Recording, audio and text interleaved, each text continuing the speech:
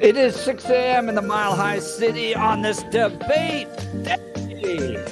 Kamala Harris, Donald Trump, the big battle. You're probably only going to get one of these. Maybe, but I'm guessing only one of these. And you've tuned into the Jeff and Bill show on 710 KNUS. Salem Media providing wall-to-wall coverage of the big debate today. Larry Elder is going to be joining us in the 9 o'clock hour to talk about it because he is part of a pre-debate analysis that's going to be taking place prior to the actual debate. But all of this can be heard on 710 KNUS today, so you're not going to want to miss it. Dennis Prager, Sebastian Gorka, and more, including Tony Perkins, will be on there. So stay with us for live coverage of the debate, which starts at 7 p.m., but you can join us. I think that it starts at 5 p.m., the pre-debate special. Yeah. So hang out with us all day for analysis and then pre-debate special live. Dennis Prager, Sebastian Gorka, Larry Elder, Tony Perkins, all of that from 5 to 7. And then the actual debate you can listen to here live on 710 KNUS for election coverage you can trust. Stay with us through the entire day. And then if you're more of the social media minded type of person, you can join me on my personal accounts as I'm going to be hanging out with some friends talking about the debate live. Brandy Bradley will be joining me along with Richard Holtorf, Ryan Armagost, Ron Weinberg, Conservative Mama Heidi Ganal, and attorney Chris Murray. Maybe some more will be joining us. That'll be fun. So that'll be on my X account and YouTube account. So you got lots of options to pay attention, but be informed because during the last debate, someone's presidential campaign ended. Yeah, this will be interesting. This is going to be, what's going to happen, how things are going to be interpreted. This is going to be a really interesting one. And America is going to tune in because, as James Carville said, America likes to watch a car crash. So, yeah. I mean, we talked about this last time, Billy, the last debate where I was like, no, it's kind of like pseudo entertainment. It's like the wrestling match, right? It is. No one's going to dive into the policy. No one's going to get into the weeds. Can anybody tell me a substantive policy debate that took place during the last presidential debate? No, they just go, oh, Joe Biden was a train wreck. Yeah. And then I'm going to do this. You're going to do that. I'm going to do this. You're going to do that. That's basically what it's going to be. It's going to be interesting to see how that resonates and how much they dance around the policy and whether or not the attacks can be personal. And, both of them have a line to walk because is it too aggressive, not aggressive enough? How much are they answering the question and not answering the question? So we'll see. This is going to be an interesting one. I'm curious. So if you remember the previous debates, if Donald Trump debates somebody of substance, it actually goes pretty well for him. The reason I think he lost to Joe Biden, particularly in 20, is because the jabs just went right by the guy. He just kind of didn't respond, wasn't fully present, and it just kind of skipped right off of him. Whereas I think when he debated Hillary Clinton, it was actual like the punches landed. Do you think Trump can land punches against Kamala Harris today? I don't know. See, I'm not certain. My interpretation is I don't think he landed really good punches at Hillary. I'd have a different interpretation of that. He came off, to me, aggressive against Hillary and as a bully is what it looked like. I didn't think his presentation was strong at all against Hillary, but I didn't think Hillary's presentation in the debates was that good either. I think she was a little too wonky and a little too snarky at times. I don't know. I'm not certain. Here's the thing is, he's going to try to punch Kamala Harris. It's how is she going to respond? Yeah. And what is she going to say? The problem that we have, though, is that it's the same type of punches that he keeps trying to land. And so that's going to be, in my opinion, his weakness is if he comes with the same type of things, it's not going to go well for him because she will have probably planned for it. And how is that going to be received? And people forget, and this is why I think she wanted the mics on, but they're going to be off this time, is during the vice presidential debate, several times Pence tried to interrupt her, and she did a really good job of shutting him down. And so what's that going to happen? How does that look like? And so what is that dynamic going to look like? And we'll see. And if Kamala can goad Trump into being very, very personal, it could get really bad for him. Because if his thing is just, I'm just throwing, I'm just sitting here making fun of you and making fun of you, making fun of you, he's going to look bad. And so we'll have to see. I watched a clip over the weekend of Kamala and people are talking about it. One of her debates, I think it was either DA or AG in California. And she was on stage with two other candidates, one being her former boss that she's running against. And she did something during that debate that brought the house down. And it was something where she turned an attack on her against her opponents. And she did it in a very prosecutorial way. And if she gets that opportunity tonight, it's going to be tough. But I'm not sure if she's going to get that opportunity. I'm not sure if that's going to present itself based on this format.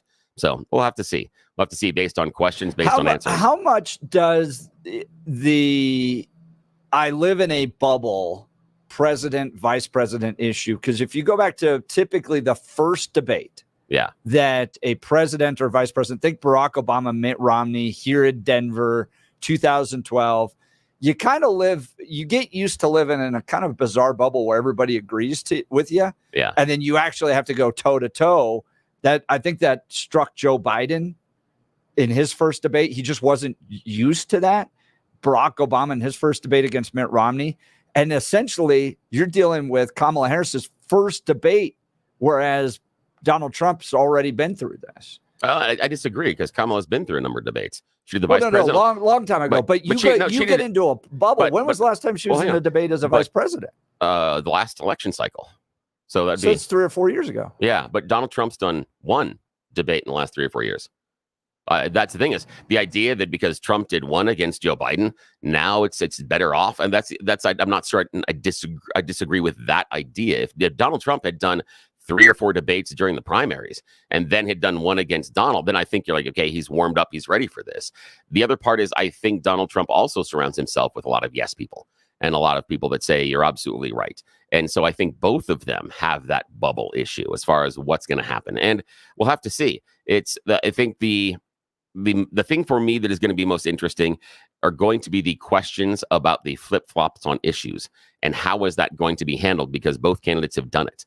And who is going to have the better response to that, I think, is going to be very important. I'm just guessing right now inside the debate. I think there is some time for both candidates to make hay and to get that soundbite in that type of a scenario based on the flip-flops, because neither one of them can say they've held these positions for a long period of time and have believed these things that they're saying right now for a long period of time. So that's going to be interesting to see how it comes out. You and I have both done debates. I often think it comes down to who's the hungriest, because if you're really hungry for it, you really prepare for it. Like if you're ready to come in and really seize it, that gives you often a more strategic advantage in the debate, because you tend to be quicker, sharper, on top of the facts.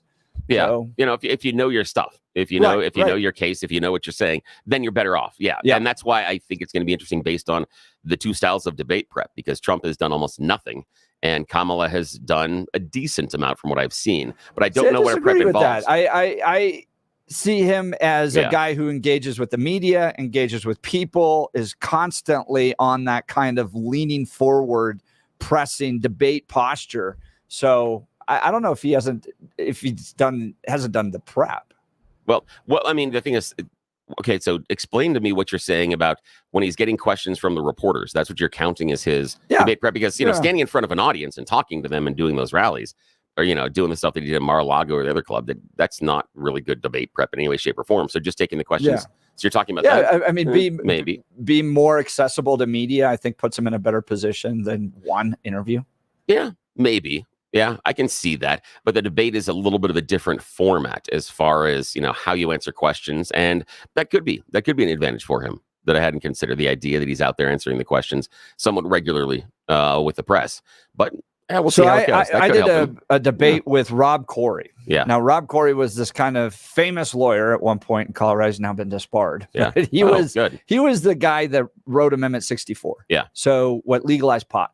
And when I was running Centennial Institute, we were laser focused on taking on that issue. And so he challenged me to a debate, and we decided to do it. And Sean Boyd from CBS 4 moderated the debate. And then people were sending me emails. Do you realize he's Stanford educated lawyer? Yeah. And what I found, I ended up smoking him in the debate easily because I was more hungry. Yeah. I studied, I prepared, I did debate prep. I had Frank McNulty, who was our lobbyist at the time, former Speaker of the House, come in and serve as Rob Corey, and he and I went back and forth. We prepared. McNulty and I were on the same high school debate team. Were you? Yeah. Yes. Same team. Yep. That is hilarious. Oh yeah, I know. I love that guy. I do too. So Rob Corey just kind of relied on being Stanford educated and just kind of showed up. Yeah. And I wrote the bill on pot, but man, when I went after him on, babies being born with THC in their systems and all that.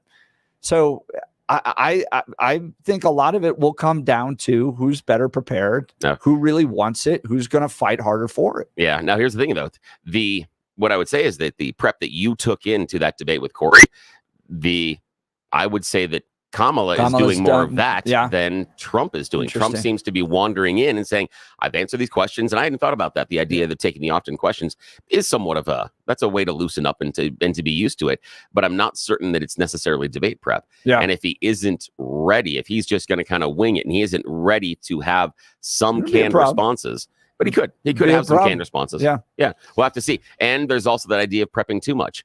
And I do think to a certain extent, Biden suffered from that partially because of the mental faculties. Well, you get into the facts and stats so much that nobody can. And what you saw with him, though, is you saw him, in my opinion, during the last debate, you saw him, he had some canned answers and he would get into it and then he'd kind of forget where he is. And then he'd jump to the end of one of the canned answers he had. And so there was these non sequiturs that would go on and you're like, wait, why are we talking about this now? And you could see that based on what he was saying, he was repeating the lines that he had practiced, but they weren't fitting with what the actual conversation was. So I'm curious because that's over prep. And so I'm curious. So if Kamala did over prep, then she's going to try to almost shotgun it where it's just way too much information and nothing's going to connect. But if she can tell a story, if she can lean on her prosecutorial experience, it could be an effective means of communication, but we'll have to see. And we'll have to see. What does Kamala Harris have to achieve tonight? Give us a call, 303-696-1971. What does Donald Trump need to do to be victorious? Want to hear from you?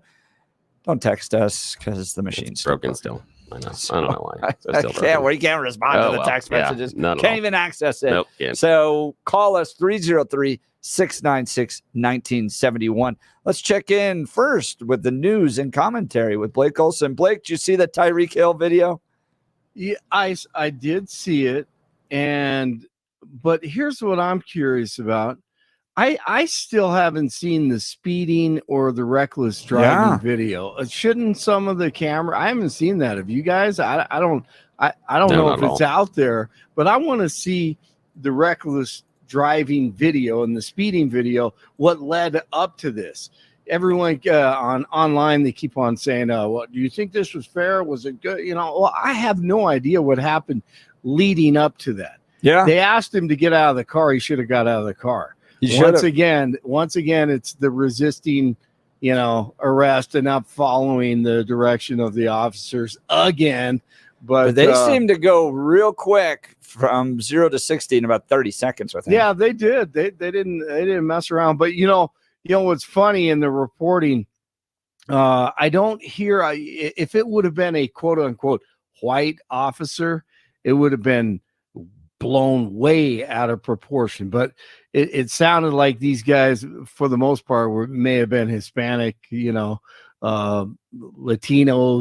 and I haven't seen that. 2 Latino police officers pull over Hill. So I don't know. I haven't seen the video leading up to it. I saw the pullover, but I wanted to ask you guys. I think Trump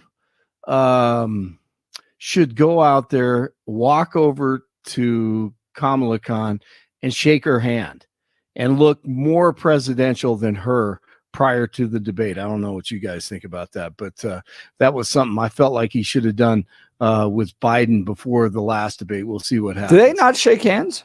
No, they didn't. Not at the beginning. See, I think he should come out, whatever. He should go over to her, shake her hand, and look more presidential than her.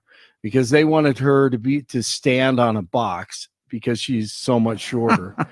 and my response, you want that image, right? Yeah, my response would have been, yeah, you can have a box as long as we can have a box.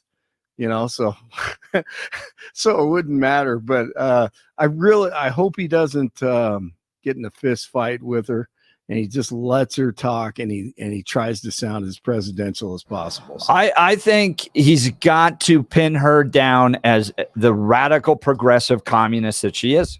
Mm-hmm. Yeah. He cannot let her escape this gal pal, Oprah-fine, Obama-fine effort that's taking place. She's incredibly progressive. We're going to get into this a little bit later in the show. Yeah. This ACLU questionnaire she filled out in the 2020 presidential. To talk about that one. Yep. That is just, she is about as wildly progressive as can get on just about every issue. Absolutely. And that has to be exposed to the American people. If that's all he does tonight, he wins. No, I agree. All right, I'll get out of here as quickly as possible so you guys can get on with the show. But it's 61 and clear in Denver, expecting a high of 87 today. The 7-10 5-day forecast is coming up. Our top story. Look, Simba, everything the light touches is our kingdom.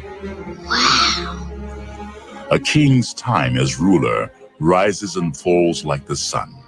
One day, Simba, the sun will set on my time here and will rise. And just in case you didn't hear it, you went to bed early like I did. The greatest voice ever, James Earl Jones, passed away at the age of 93. Yes, he was Darth Vader in the voice of CNN and in Field of Dreams, along with 100 other great things. But for me, his voice, Mufasa in The Lion King, was the greatest.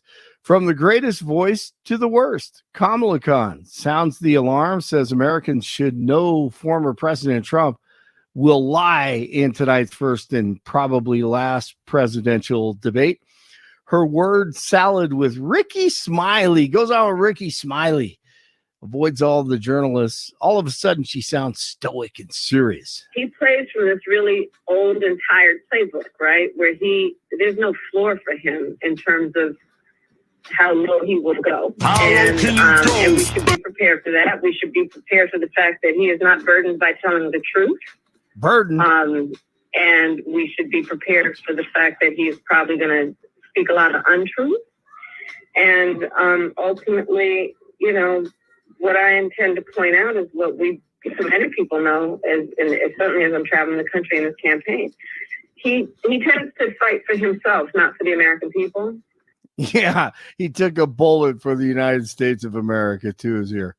And I think that's going to come out during the course of the debate. But I expect that he's going to, I think he's going to lie. Yeah, and you aren't and haven't already. Imprisoned illegal immigrants would get free gender transition surgeries under a Kamala presidency, according to a new report by CNN, of all places. According to a newly discovered ACLU survey, Harris wanted to cut ICE funding, but provide gender transition surgeries to illegals who were locked in prison. In the questionnaire filled out by Harris as a candidate in 2020, Harris said as president, she would fund illegals wanting gender transition surgeries. Andrew Kaczynski on CNN. Yeah, and this was a questionnaire that she filled out for the ACLU. And this questionnaire is really an interesting snapshot in time of that 2019 Democratic primary. Kamala Harris was trying to get to the left of Bernie Sanders. She was trying to get to the left of Elizabeth Warren, and you really see that in a lot of these answers. And I want to walk our viewers through a little bit of what she said. Let's just take immigration and look at what she said here. She said on immigration, she made this open-ended pledge to end immigrant detention. She said she supported taxpayer-funded gender transition surgeries for detained migrants. She also said she taxpayer-funded gender transition surgeries for detained migrants. She actually said she supported that. And that's on CNN, which is pretty amazing. The city of Aurora has threatened to shut down. Are you there, Jeff? Well, yeah, it's funny. You can hear me just click it on. No, I love it. I love it. She also supports. I'm reading your mind, actually. Yeah. Well, she also supported the decriminalization of all drug possession. Yes. Yes. Why not? I mean, it's like we tried that in Portland, which is like as crazy progressive as you could possibly get. And they went, hold on, wait a minute. Portland. We tried that. That was a disaster. Yep. Gosh, my goodness. She is about as crazy wacko lib as you can get. No. Let's make her the president of the United States. Yeah, that's a good idea. Hey, what a great idea.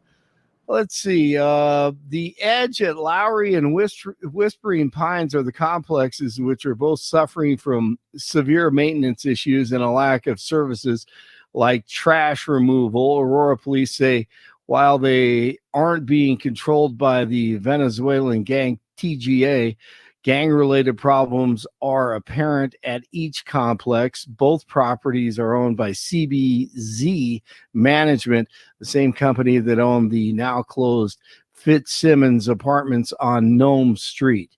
The man who caused a shelter-in-place alert at Rocky Mountain National Park Sunday evening is in custody. The National Park Service says the 23-year-old Wade Thifault led rangers on a high-speed chase down Trail Ridge Road, driving so recklessly that they had to end the pursuit. Estes Park police tried to stop him with spike strips near the park's Beaver Meadows entrance, but he crashed into another car. 3 people in the other car were injured, 1 critically. Thifault ran away from the crash scene and was later arrested. News brought to you by Lair Fireplace and Patio, Denver's premier source for everything fireplace, patio, and grills. Locally owned and operated since 1954. Online at lairfireplacepatio.com. 57 in Arvada, 59 in Highlands Ranch, and 61 in Denver.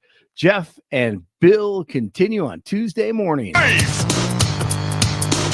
How low can you go? Yeah, Kamala Khan. Blake Olson, News Talk 710 KNUS. Continued warm, partly cloudy with temperatures 80s and 90s today, mid-upper 80s tomorrow, and near 90 on Thursday. By Friday and into the weekend, a touch cooler, comfortable. Friday through Sunday's highs will be 80s. Only a few isolated thunderstorms will be around today, and a better chance tomorrow than Thursday through Sunday dry. Weather sponsored by branchplanning.com. Secure your future retirement with a reliable income stream. Annuities can provide guaranteed payments, giving you a peace of mind. Get your complimentary review at branchplanning.com or call 303-219-0088. Meteorologist Don Day in the 710 KNUS Weather Center.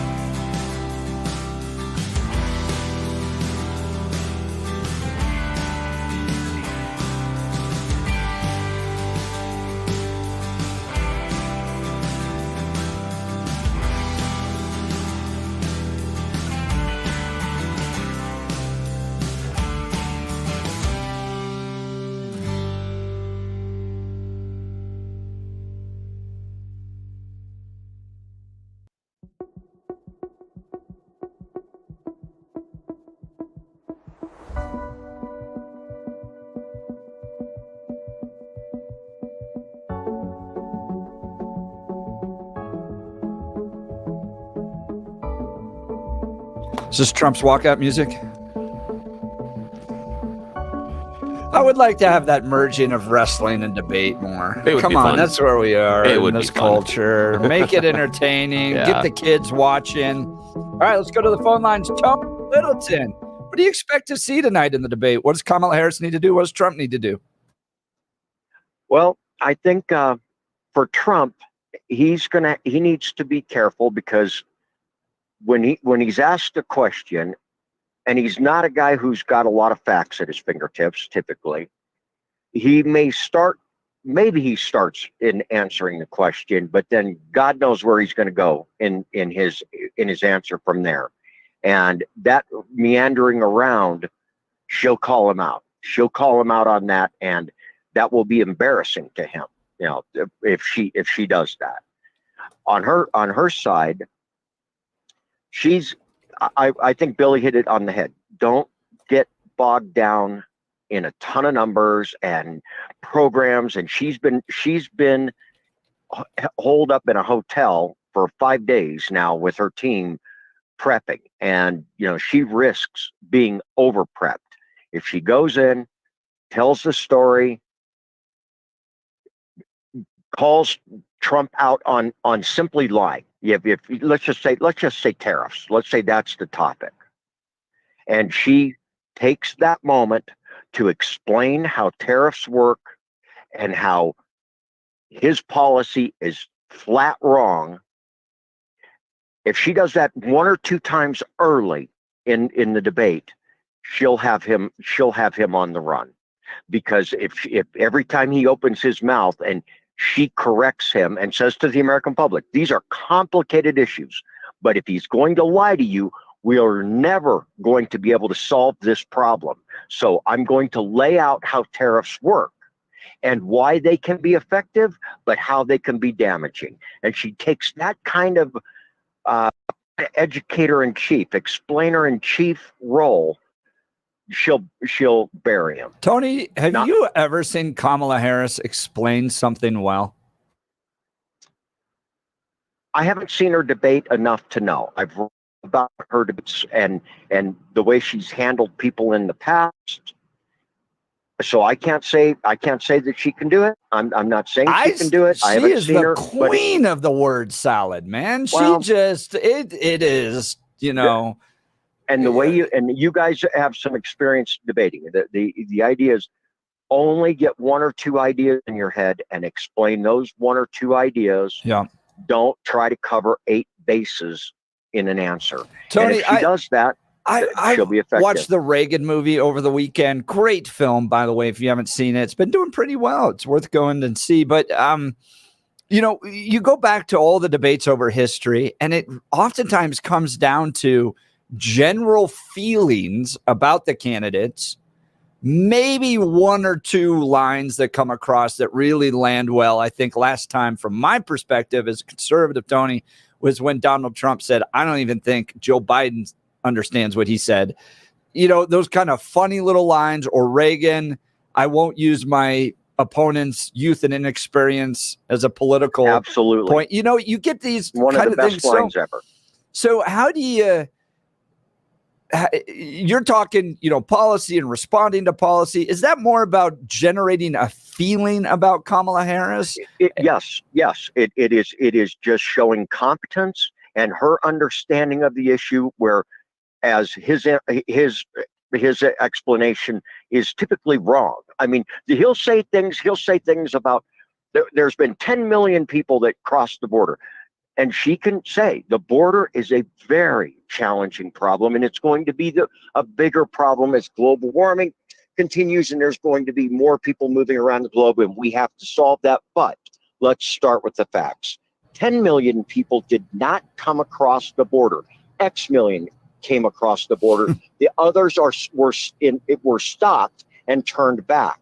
Now, if she does that kind of thing, and it's going to tell the audience, oh, she really knows her stuff, and she's competent, and she's calling him out for being factually incorrect, and that will make him very gun shy. And the deal. He does not like to be embarrassed. Tony, I appreciate the call. Thanks so much. Yeah, I feel like that's betting a lot on Kamala Harris that she's going to be able to explain things well. The question I had for Tony: when have you seen in her career Kamala Harris explain policies well?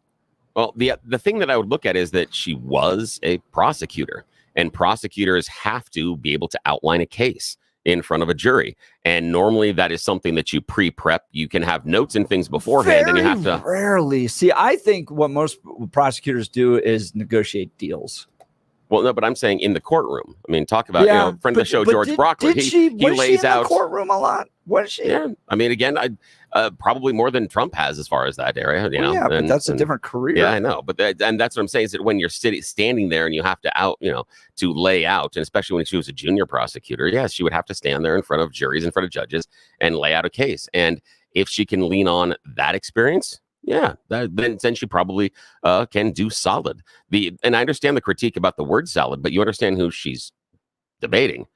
King of the word salad. So it's like the king and the queen. So the idea that she's going to wander all over it. You advance in politics these days. Yeah, I mean, you saw Trump's recent childcare response. Yeah, and that was nonsensical. That bordered on struggling to find a complete sentence anywhere in a paragraph. That was awful. But if he responds that way to some of the answers, it's going to go badly for him. And she responds that way to some of the answers, it's going to go badly for her. Yeah. All right, we're going to get to the phone calls. What do Kamala Harris and Donald Trump need to do to be successful, respectively, tonight? Look, I want to talk to you about my friend Dan Caplis and Dan Caplis Law. Speaking of a guy I wouldn't go up against in a courtroom because I'd lose, Dan Caplis is a serious guy who delivers serious results for his clients. This is important because, first of all, you want to choose a guy that represents your values, right? You see those lawyers with their billboards on the sides of a bus. They kind of feel a little sleazy. You want to trust them really to get you across the finish line on an important case that affects your future. You want a guy that shares your values. Dan Caplis is the son of a police officer. He's a former seminarian. He's pro-life, pro-family, pro-America. He's dedicated the last 40 years of his life to helping people who are hurt in serious motor vehicle crashes. But more importantly, he's a titan in the courtroom. He wins. Dan is believed to be the only lawyer in Colorado history to win 5 straight multi-million-dollar verdicts in Colorado crash cases. Dan is also believed to have won the largest truck crash verdict in Colorado history. He is so trusted as an attorney that Dan Caplis Law is the official law firm partner of the Denver Nuggets and the Colorado Avalanche, a serious lawyer with a serious firm for serious cases. But he's not just reserved for the rich and wealthy. Dan accepts righteous injury cases on a percentage fee basis so that he can represent good people from all walks of life without regard to ability to pay. If you need his help, why don't you just put his phone number in your phone right now so you're not scrambling? If you ever get hurt in a car accident, give him a call. 303-770-5551, 303-770-5551, or hit dancaplisLaw.com. That's Dan, CAPLIS Law.com. We'll continue with your calls and texts. You're listening to the Jeff and Bill Show. News Talk 710 KNUS.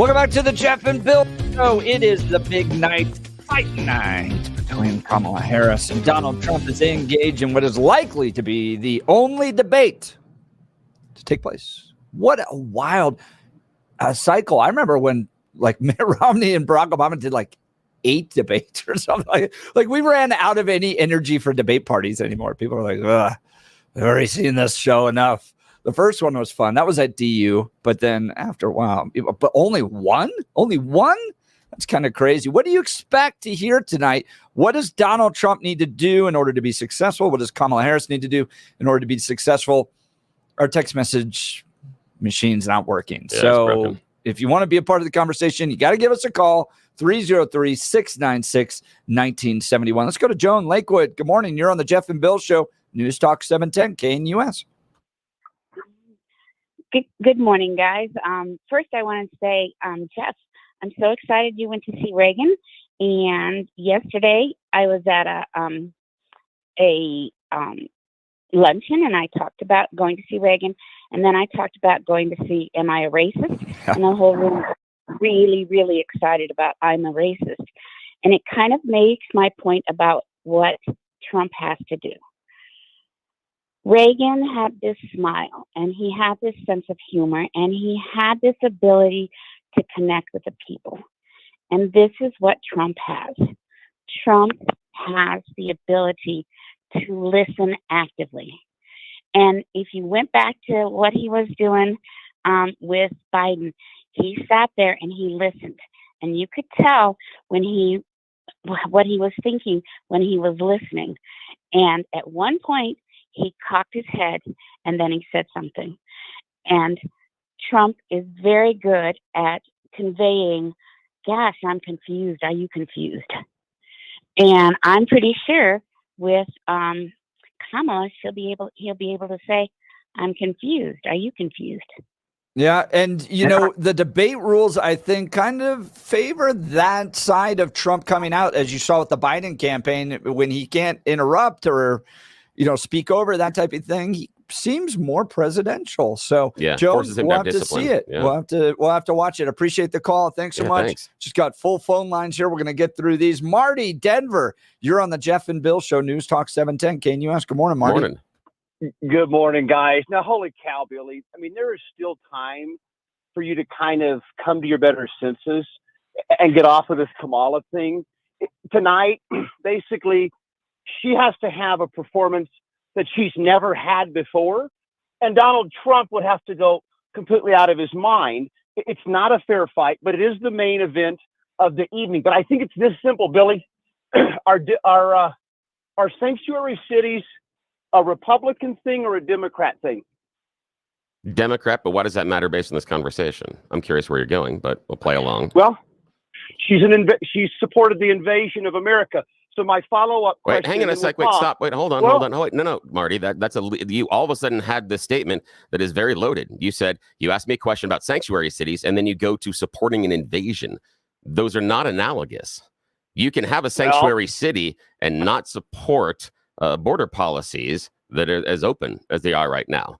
Those two things can be true. No, you're drawing a conclusion that again, and you're drawing a conclusion about me that's also not true. But continue. Fine. Okay, here we go. So no problem. So we know Democrats support migrants, or they're more supportive of migrants. Let me say it like that to be casual.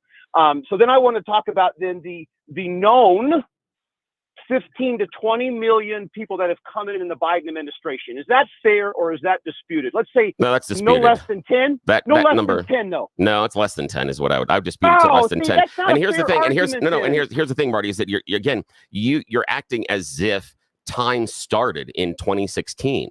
You forget what happened during the Obama administration. He deported far more illegals than Trump ever did. He was nicknamed the deporter-in-chief at the time, but we forget that because in Trump world, time starts at 2016. Nothing happened beforehand, before the Great One arrived. But that's where you're operating out of. But that's okay. What I'm isolating is the period of January 2021 to present day. Are you disputing that no less than 10, regardless of what Trump did, or regardless of Obama, were there about 10 to 15 million brand new, lovely, wonderful immigrants that came to us in that period? Yes or no? Oh, as a whole, possibly. I'm not sure about the entire number, but again, I'm not sure where you're going with this, but okay. And again, that would be legal. Those would be legal. Those would be illegal. Those would be asylum seekers. Yeah, if you want to expand the umbrella and say all of them, okay, I could probably go with that. But again, I'm not. I'll pretend that a majority of these are legal arrivals. Wait, hang on a sec. Hold on. Wait, hold on. What do you mean by pretend that they're legal arrivals? Because once people claim asylum, they then become legal citizens temporarily. Okay. So, then I believe the 10 million brand new friends that claimed asylum here, I believe that. And they're now wonderful people. Okay, I'm playing along. I'm right with you, okay? This is the question of the night. Billy, what was more damaging? What's going to have greater impact to our country? These 10 to 20 brand new baby friends that are going to help society, or J6? Which one caused more harm to the country? Binary choice. January 6th. That's easy. Oh, you're kidding. No. So the 20 million people, the Venezuelan gang, the Haitian zombies, the takeover, the bankrupt cities, that's going to last in perpetuity. That's not a bigger problem than January 6th. Are you nuts? I'm sorry. The January 6th was about denying the results of an election. That seems pretty big. I'm not saying that neither one is a big deal, but if you're talking to me about which one is a larger crisis, the denial of a sitting president, of the election, of the results of an election and trying to overturn it seems like a bigger deal that someone is trying to stay in office when they weren't qualified to stay in office. Now, there are going to be problems because of these. That's not outrageous at all, Marty. It may be your opinion, but it's not outrageous. I find it very interesting that you think it's perfectly acceptable that people showed up at the Capitol and based on violence decided that we could overturn an election. That's really interesting that your malleability on the Constitution is so flawed that you're okay with that. You're like, no, if we just show up with enough people, we can change the Constitution if we want, and we can also decide who's going to be the president based on violence. That's great. Interesting how state secretaries of state all over this country changed their state constitutions to get the election in 2020 through. No, that's not. Secretaries of state didn't. No, Marty, that is not true because it had to go through the legislature. Legislature made the rules, and many of them were Republican legislatures. The thing people complain about is Pennsylvania. Pennsylvania was a Republican legislature that changed the rules. Also, the rules were changed inside of states that Trump won. Oddly enough, no one complains about that. They only complain about the ones that he lost because, again, your argument is transitory. It's only built on a conclusion that you already have, and you're working backwards in order to fill the boat. That's all it is, man. That's all it is. I appreciate the phone call, but maybe we'll give you this again tomorrow. I'd love to see just wipe out the one, call a week rule tomorrow. Just get everybody's reaction on the debates, just for fun. I'd love to hear from everyone. Marty going back and forth will be fun tomorrow as well. Marty, appreciate the call. Appreciate it. Coming up, you choose the news. You're listening to the Jeff and Bill Show. News Talk 710 KNUS.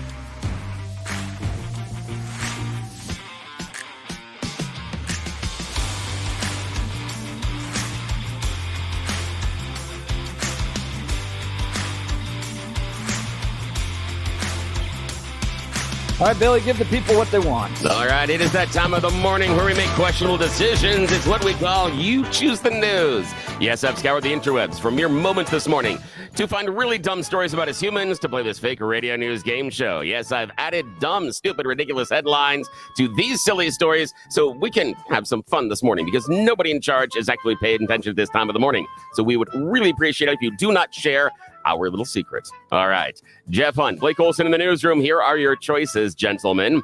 Headline number one with a laser. Headline number 2, detour on the way to Flavortown. Headline number 3, best friend or replacement theory. And headline number 4, better check the recipe. I'm going to take the detour to Flavortown. Yes, take the detour to Flavortown. Recently, Food Network star Guy Fieri was sharing an embarrassing incident that took place back in 2020 when he was hanging out at Sylvester Stallone's house. He was on the In Depth with Graham Bensinger podcast earlier, and he was talking about back in 2020, he was hanging out at Sly's house. He was helping out with some of the food that was being prepared, and that's when one of the staff members came over and told him he better take off his jacket and get behind the bar right away or the boss is going to be mad. Yes, he was mistaken for a bartender at the event by one of the staff, and he had to explain it, and the staff member afterwards was like, "Oh, I'm very sorry, sir. I didn't mean to. I'm very sorry." He said, "But I was actually kind of working in the kitchen, so I understand why she might have seen me running around, and it could have been an easy case of mistaken identity. But again, someone that works for a catering company came up and told Guy Fieri to get behind the bar and stop wasting time." I love the fact that he was wearing a jean jacket at the time. He said, "Yeah, I was kind of dressed like the staff." He goes, "But I was wearing a jean jacket, and she got mad at me and take that jacket off and get behind the bar right now."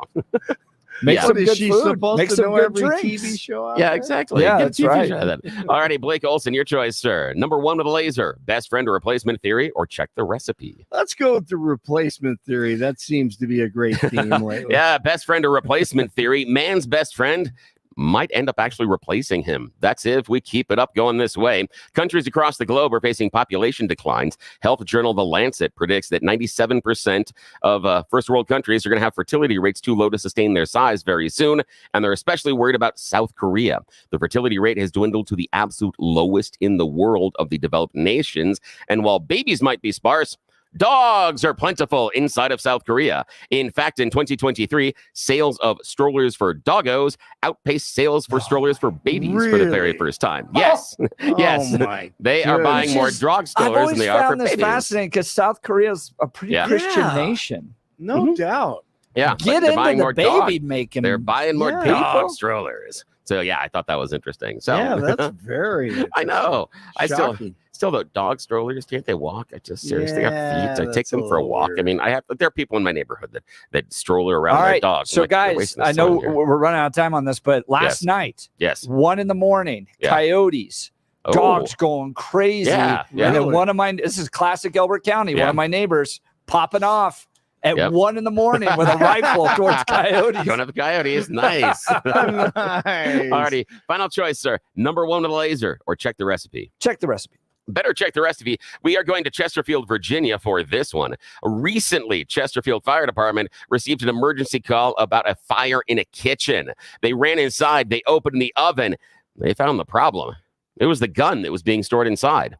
Yes, in order to store and hide the gun, the homeowner had placed their loaded firearm inside of the oven and then forgot about it. When they turned the oven on to preheat it, well, the firearm along with the bullets on the inside warmed up and they fired off 5 rounds. No one was hurt, but it did ricochet around the oven and even smashed the glass window. So, yeah. That's it. That's it. If you choose the news, that's all the dumb stories and choices we made this morning. Back to you, sir. When we return, you're never going to believe this ACLU questionnaire they've dug up. CNN reporting Kamala Harris is far more progressive than you may even imagine. You're listening to The Jeff and Bill Show. News Talk 710 KNUS.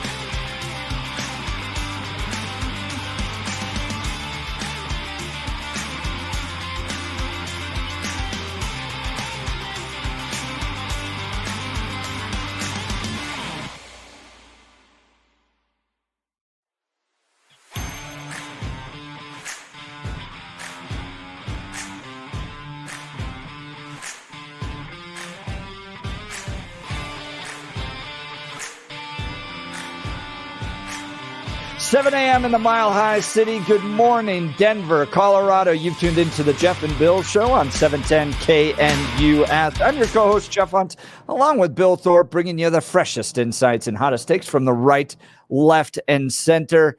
Congratulations. You won the lottery. You woke up in the greatest country in history, and tonight is the big night. Donald Trump, Kamala Harris in the ring together. Who's going to come out victorious? Last time this happened, somebody's presidential campaign ended. I know. First time ever I've ever seen anything like that happen. Yeah, and you were the first one that I heard on any major media outlet saying, I think this is over. I mean, people were questioning it the night of, but that next morning, you're the first person I heard that said, I think Joe Biden's campaign is over. And I was skeptical. And I was wrong. I thought, no, I was going to push through to the end. And you're right. They tried. Right, he tried to push through. Oh, yeah, he did. But you were absolutely right. Until George Clooney took him out back.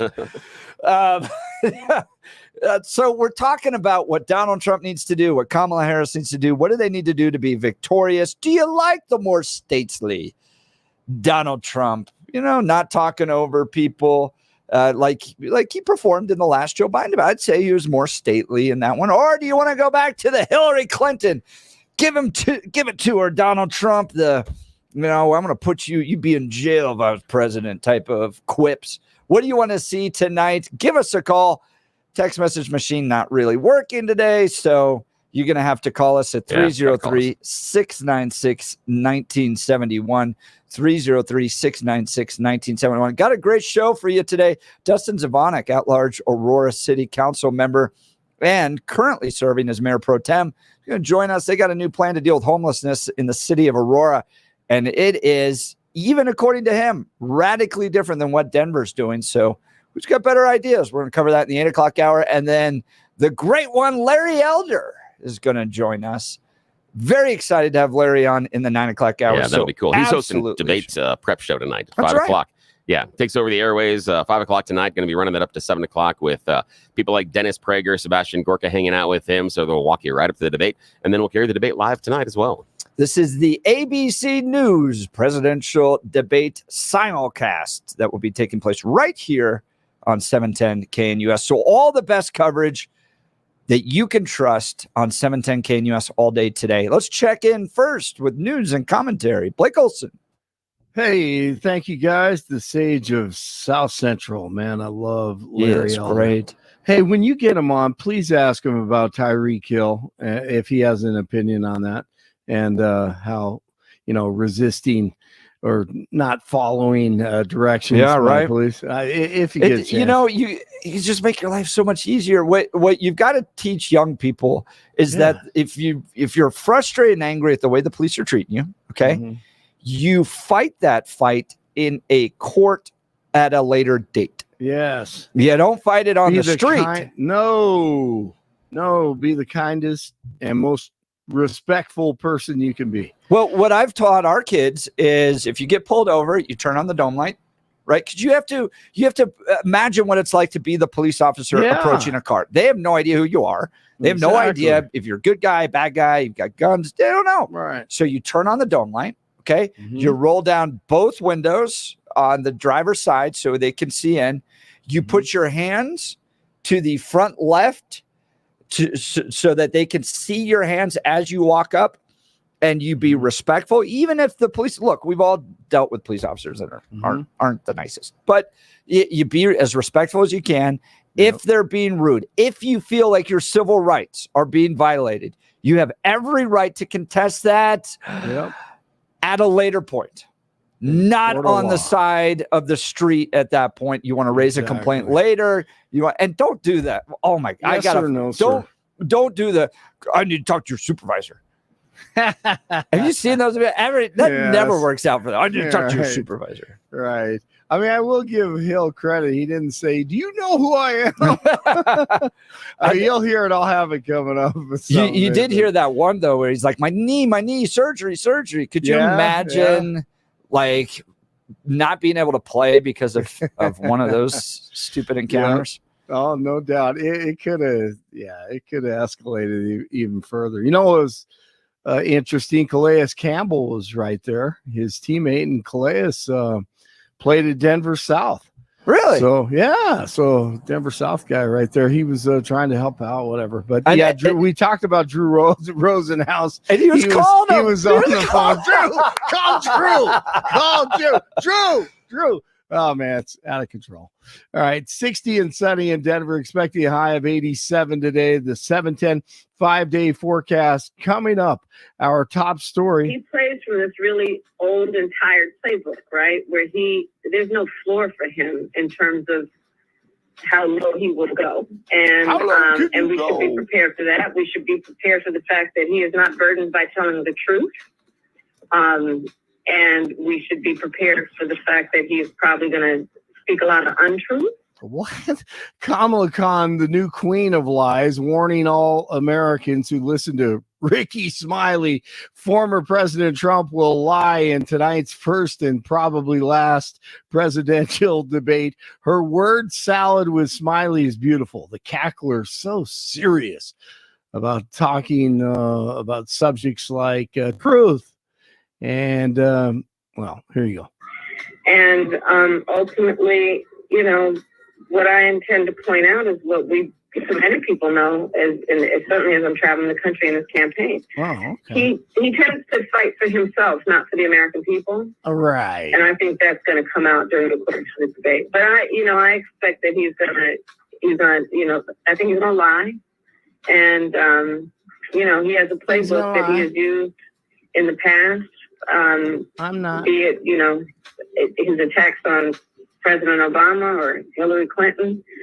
So we should expect that some of that might come out. Imprisoned illegal immigrants would get free gender transition surgeries under a Kamala Khan presidency, according to a new report by CNN. According to a newly discovered ACLU survey, Harris wanted to cut ICE funding but provide gender transition surgeries to illegals who were locked in prison. So if a dude wants to be a lady, ain't no problem if you're illegal and you're in prison. In the questionnaire filled out by Harris as a candidate for the 2020 race, she said that she would fund illegals wanting the gender transition surgeries. Blake, this is where I think Donald Trump's message of America First lands so well. Yes. And we're going to talk about this all in this next hour because, public funding.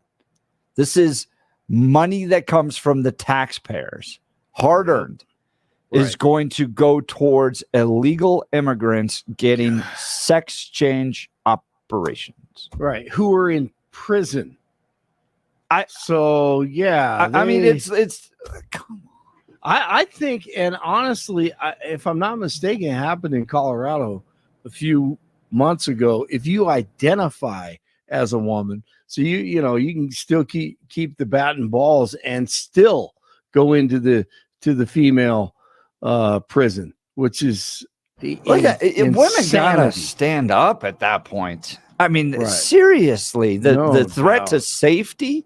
Oh, it's all disgusting. To just accommodate a social. Yep. Campaign, a social progressive campaign. It's just crazy. No doubt. Here's Ted Cruz about all this and then talking about ICE with Kamala. As a senator, when cross-examining the head of ICE, Immigration and Customs Enforcement, compared ICE to the Ku Klux Klan. That's what Kamala Harris did. Said, people are saying you're like the Klan. And understandably, the head of ICE was offended and said, I don't know what you're talking about. We're law enforcement agents who are protecting American citizens. She's like, well, but people are saying you're just like the Klan. That's who she is. And Bernie's right that there's a reason that the left is not mad at Kamala for pretending to run away from all of her left-wing positions. Yes. Because they know she's pretending. They know it's all about, we just got to get to election day. And if God forbid she gets to the White House, she's going to go back to what she's done her entire life, which is hard left. They don't care what she says. They just want to win, bottom line. Just in case you didn't hear this, the greatest voice ever, James Earl Jones, passed away at the age of 93. Yes, he was Darth Vader and the voice of CNN and in the Field of Dreams. But for me, Mufasa in The Lion King was the greatest. Look, Simba, everything the light touches is our kingdom. Wow. A king's time as ruler rises and falls like the sun. One day, Simba, The sun will set on my time here and will rise. Man, what pipes. He was so great. A former Army officer, right? Yes. A veteran, converted Catholic, passionate about his faith, said the greatest thing he ever did was provide the voiceover for a reading of the version of the Bible. Oh, I remember that. Yeah. That guy lived life well. Yeah, he did. And is enjoying eternity with his Savior. Man, amen. What a great guy. Amen. No doubt. You're going to miss him. Well, I told you about the 20,000 Haitians who've invaded Springfield, Ohio yesterday. Talked about that. They're eating ducks in parks, cats roaming the streets. Now, and driving. A lot of them, of course, don't know how to drive, never been trained. Huge problem in the town of 60,000. And then this man in another small town in Ohio. So my daughter enrolls my 4-year-old grandson into preschool last week, and they have a little meet and greet. I think it was Thursday. I just heard about this yesterday. And if you watch my channel, you know I live in small town Ohio. So she goes, takes him down to the meet and greet. They tell her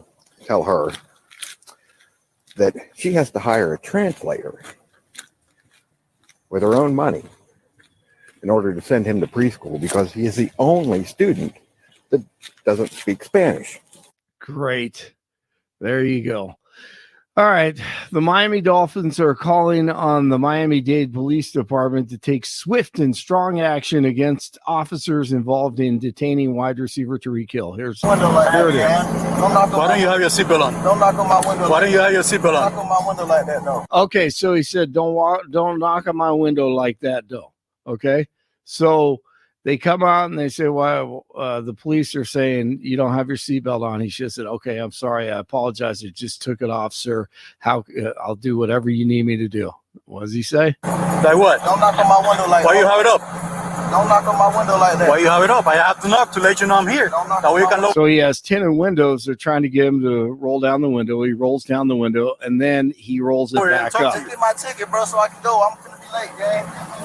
Do what you do. What you do. Keep it down. Hey. So he rolls up his tinted window. They tap on his window. They need to talk to him. They have no idea who he is. And they shouldn't. Hey. Keep your window down. Keep your window down. I'm going to get you out of the car. As a matter of fact, get out of the car. Get out of the car. Give me that. I'm going to break that freaking window. Get out of the car. And then that's where it escalated. So you could see he didn't follow directions. All he would have had to do was say, yes, sir. What do you need me to do? Whatever you need me to do. I'm late. Shouldn't have been speeding. But no, he said, don't knock on my window like that, though. So that's where it all escalated, and we'll see where it goes from here. But I want to see the video of him racing down the highway. What led to all this? So I haven't seen that. If Billy knows more, he'll let me know. News brought to you by Lair Fireplace and Patio, Denver's premier source for everything fireplace, patio, and grills. Locally owned and operated since 1954. Online at lairfireplacepatio.com. 57 in Arvada, 59 Highlands Ranch, 60 degrees in Denver right now. Jeff and Bill continue on Tuesday morning. Blake Olson, News Talk 710 KNUS. Continued warm, partly cloudy with temperatures 80s and 90s today, mid to upper 80s tomorrow, and near 90 on Thursday. By Friday and into the weekend, a touch cooler, comfortable. Friday through Sunday's highs will be 80s. Only a few isolated thunderstorms will be around today, and a better chance tomorrow than Thursday through Sunday, dry. Weather sponsored by branchplanning.com. Secure your future retirement with a reliable income stream. Annuities can provide guaranteed payments, giving you a peace of mind. Get your complimentary review at branchplanning.com or call 303-219-0088. Meteorologist Don Day in the 710 KNUS Weather Center.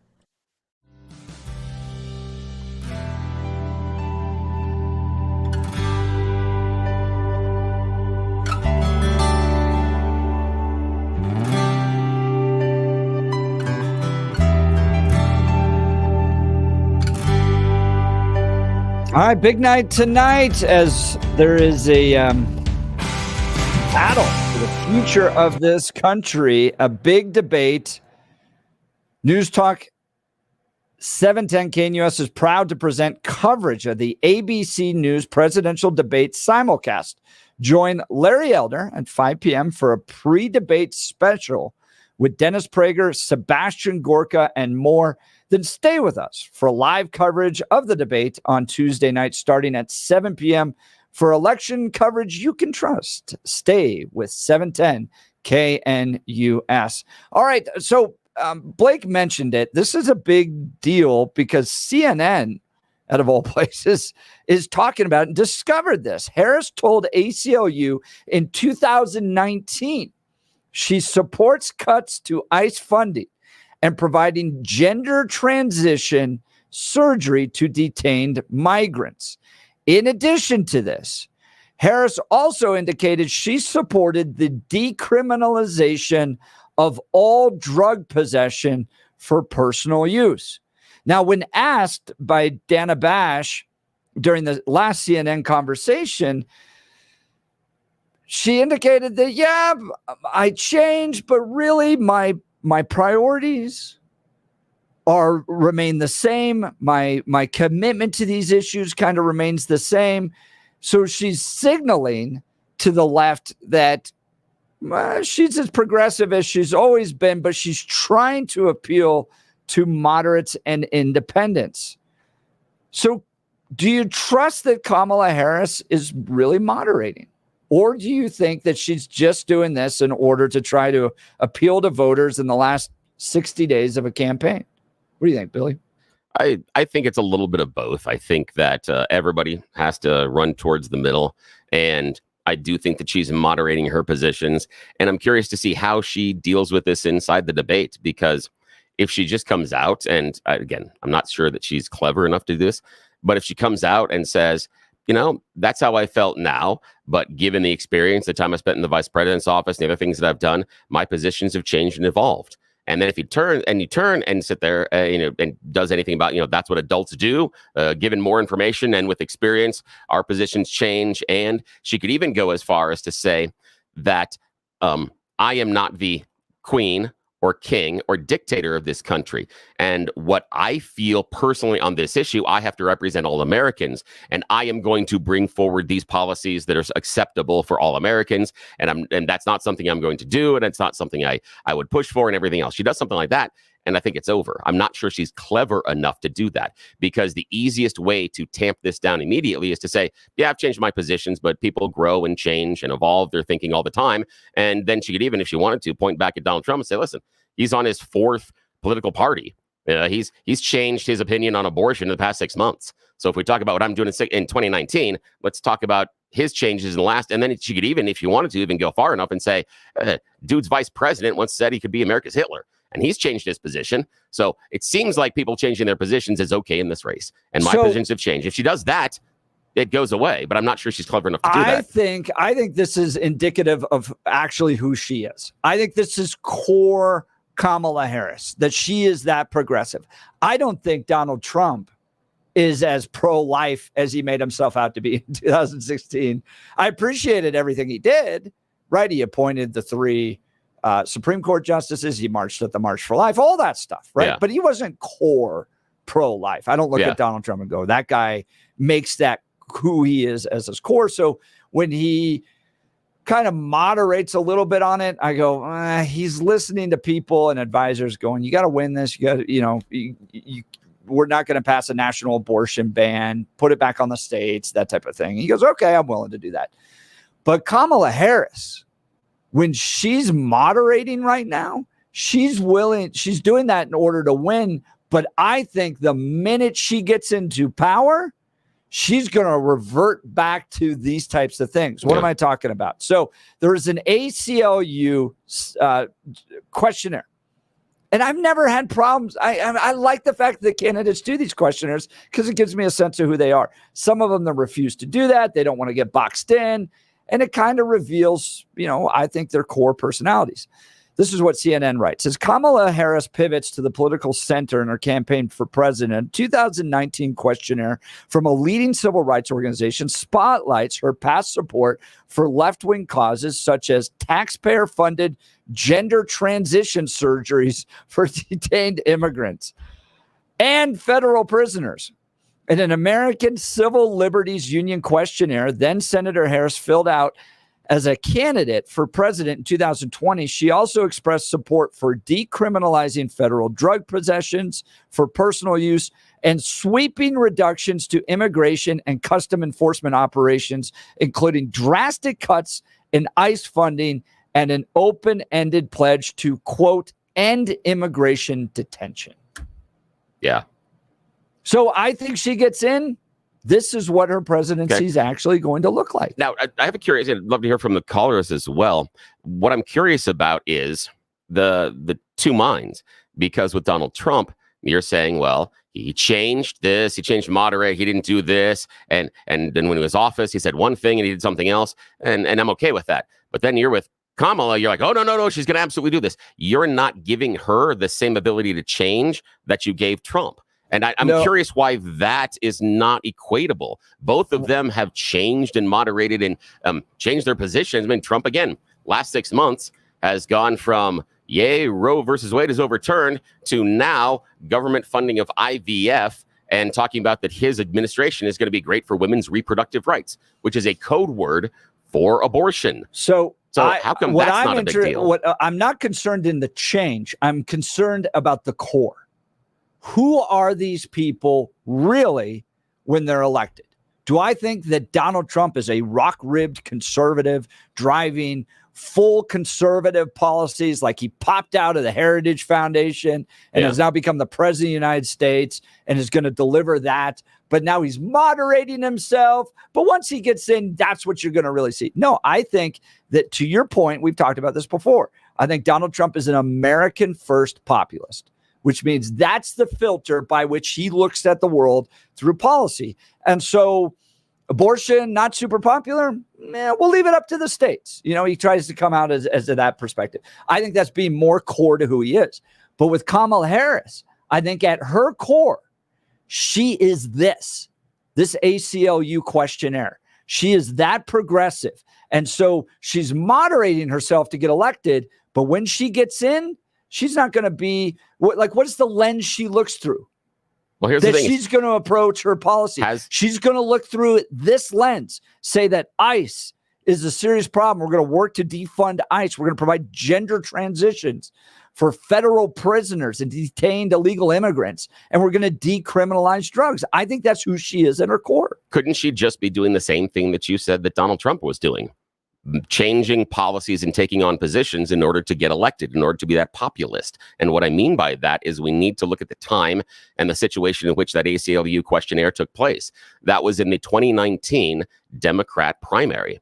And if we remember the climate at that time, and I'm not talking, George Floyd is a background there, but more the climate inside of the Democrat primary.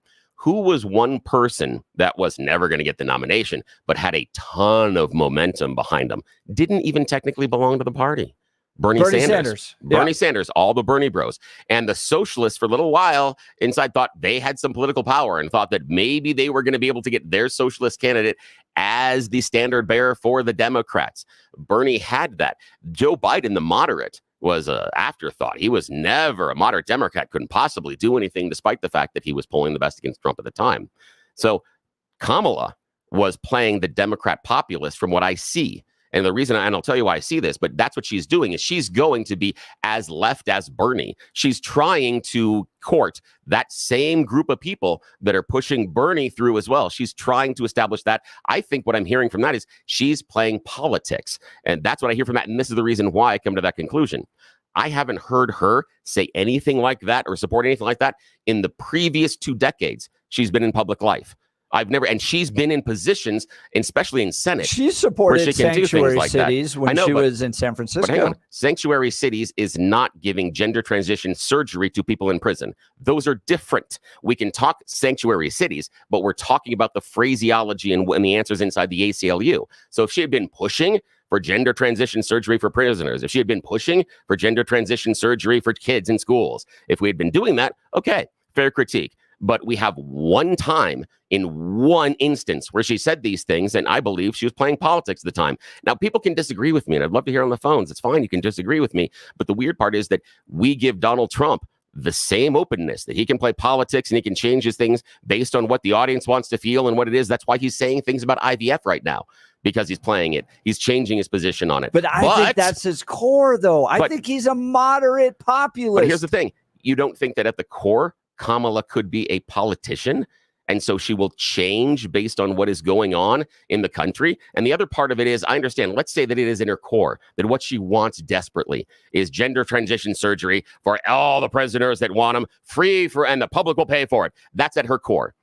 Yes. If the politician in her, again, if you're in the presidential office, knows there's no way that can get by. She spent time in the Senate. That's not going to get through the House. It's not going to get through the Senate. There are not enough votes ever for that to happen in the next 2 decades. No, it's not. So I understand the idea. They're coming, oh my God, she's going to do it.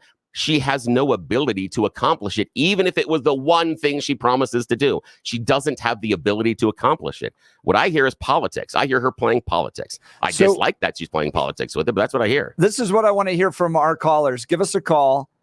Do you believe that Kamala Harris is just a politician trying to find her way through these campaigns, that she's moderating herself because at her core, to Billy's point, that's what she is. She's a politician. Or from my perspective, she is a radical leftist who grew up with a dad who was a Marxist, was informed by that type of worldview, spent her politics in San Francisco, California, all the way through that, has been a radical progressive. The ACLU is actually exposing, the questionnaire from 2019 is actually exposing who she is at her core. And if she's elected, this is the type of leadership you're going to see. And I don't trust her attempt to moderate at all. 303-696-1971, 303-696-1971. Let us know what you think about that. Look, if you're considering selling your home, go with the team that's not only going to give you top-level service, but will also help you earn more from the sale of your home than any other agent. Gay Ribble's proven to get more for her sellers because they have ready buyers looking for a home in your area. They don't just make this claim. They can sit down and actually show you their list of over 14,700 buyers. This gives you an immediate advantage. Sure, you can hire any agent to sell your home, but isn't it all about how much you put in your pocket after closing? The Empower Home Team specializes in making sure you make the most amount of money. They will sell your home at your price, or Gay will buy it, guaranteed. Reach out to my friends and realtors, Gay Ribble, and the Empower Home Team of Keller Williams. Call 833-301-SOLD. That's 833-301-SOLD, or visit GayHasTheBuyers.com. That's GAYE hasthebuyers.com. By the way, Bill Gates going to be in the studio on Thursday. Yeah, Thursday. Going to be nice to see her. So if you have questions about the housing market, whether or not you should sell your home, interest rates, the new commission structure that's been set up, all that, she'll take your calls live on Thursday on the Jeff and Bill Show. She really is a delightful person. Looking forward to having her here. All right, we'll continue with your calls. You're listening to the Jeff and Bill Show. News Talk 710 KNUS.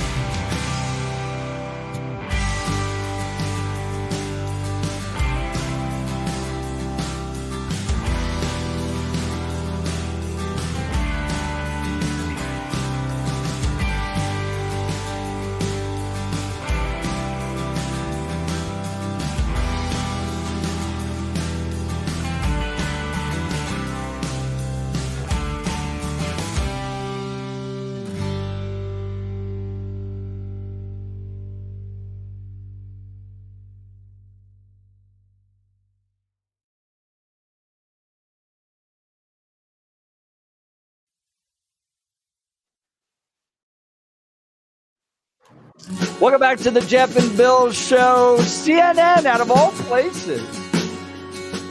It's so bad in the media that when they're honest sometimes, and you're just like, It's so refreshing because a lot of it's just especially after going through the illegal immigrant Venezuelan issue in Aurora, where we actually went down and talked to people, and they're like, "Oh yeah, there's Venezuelan gangs here, 100%."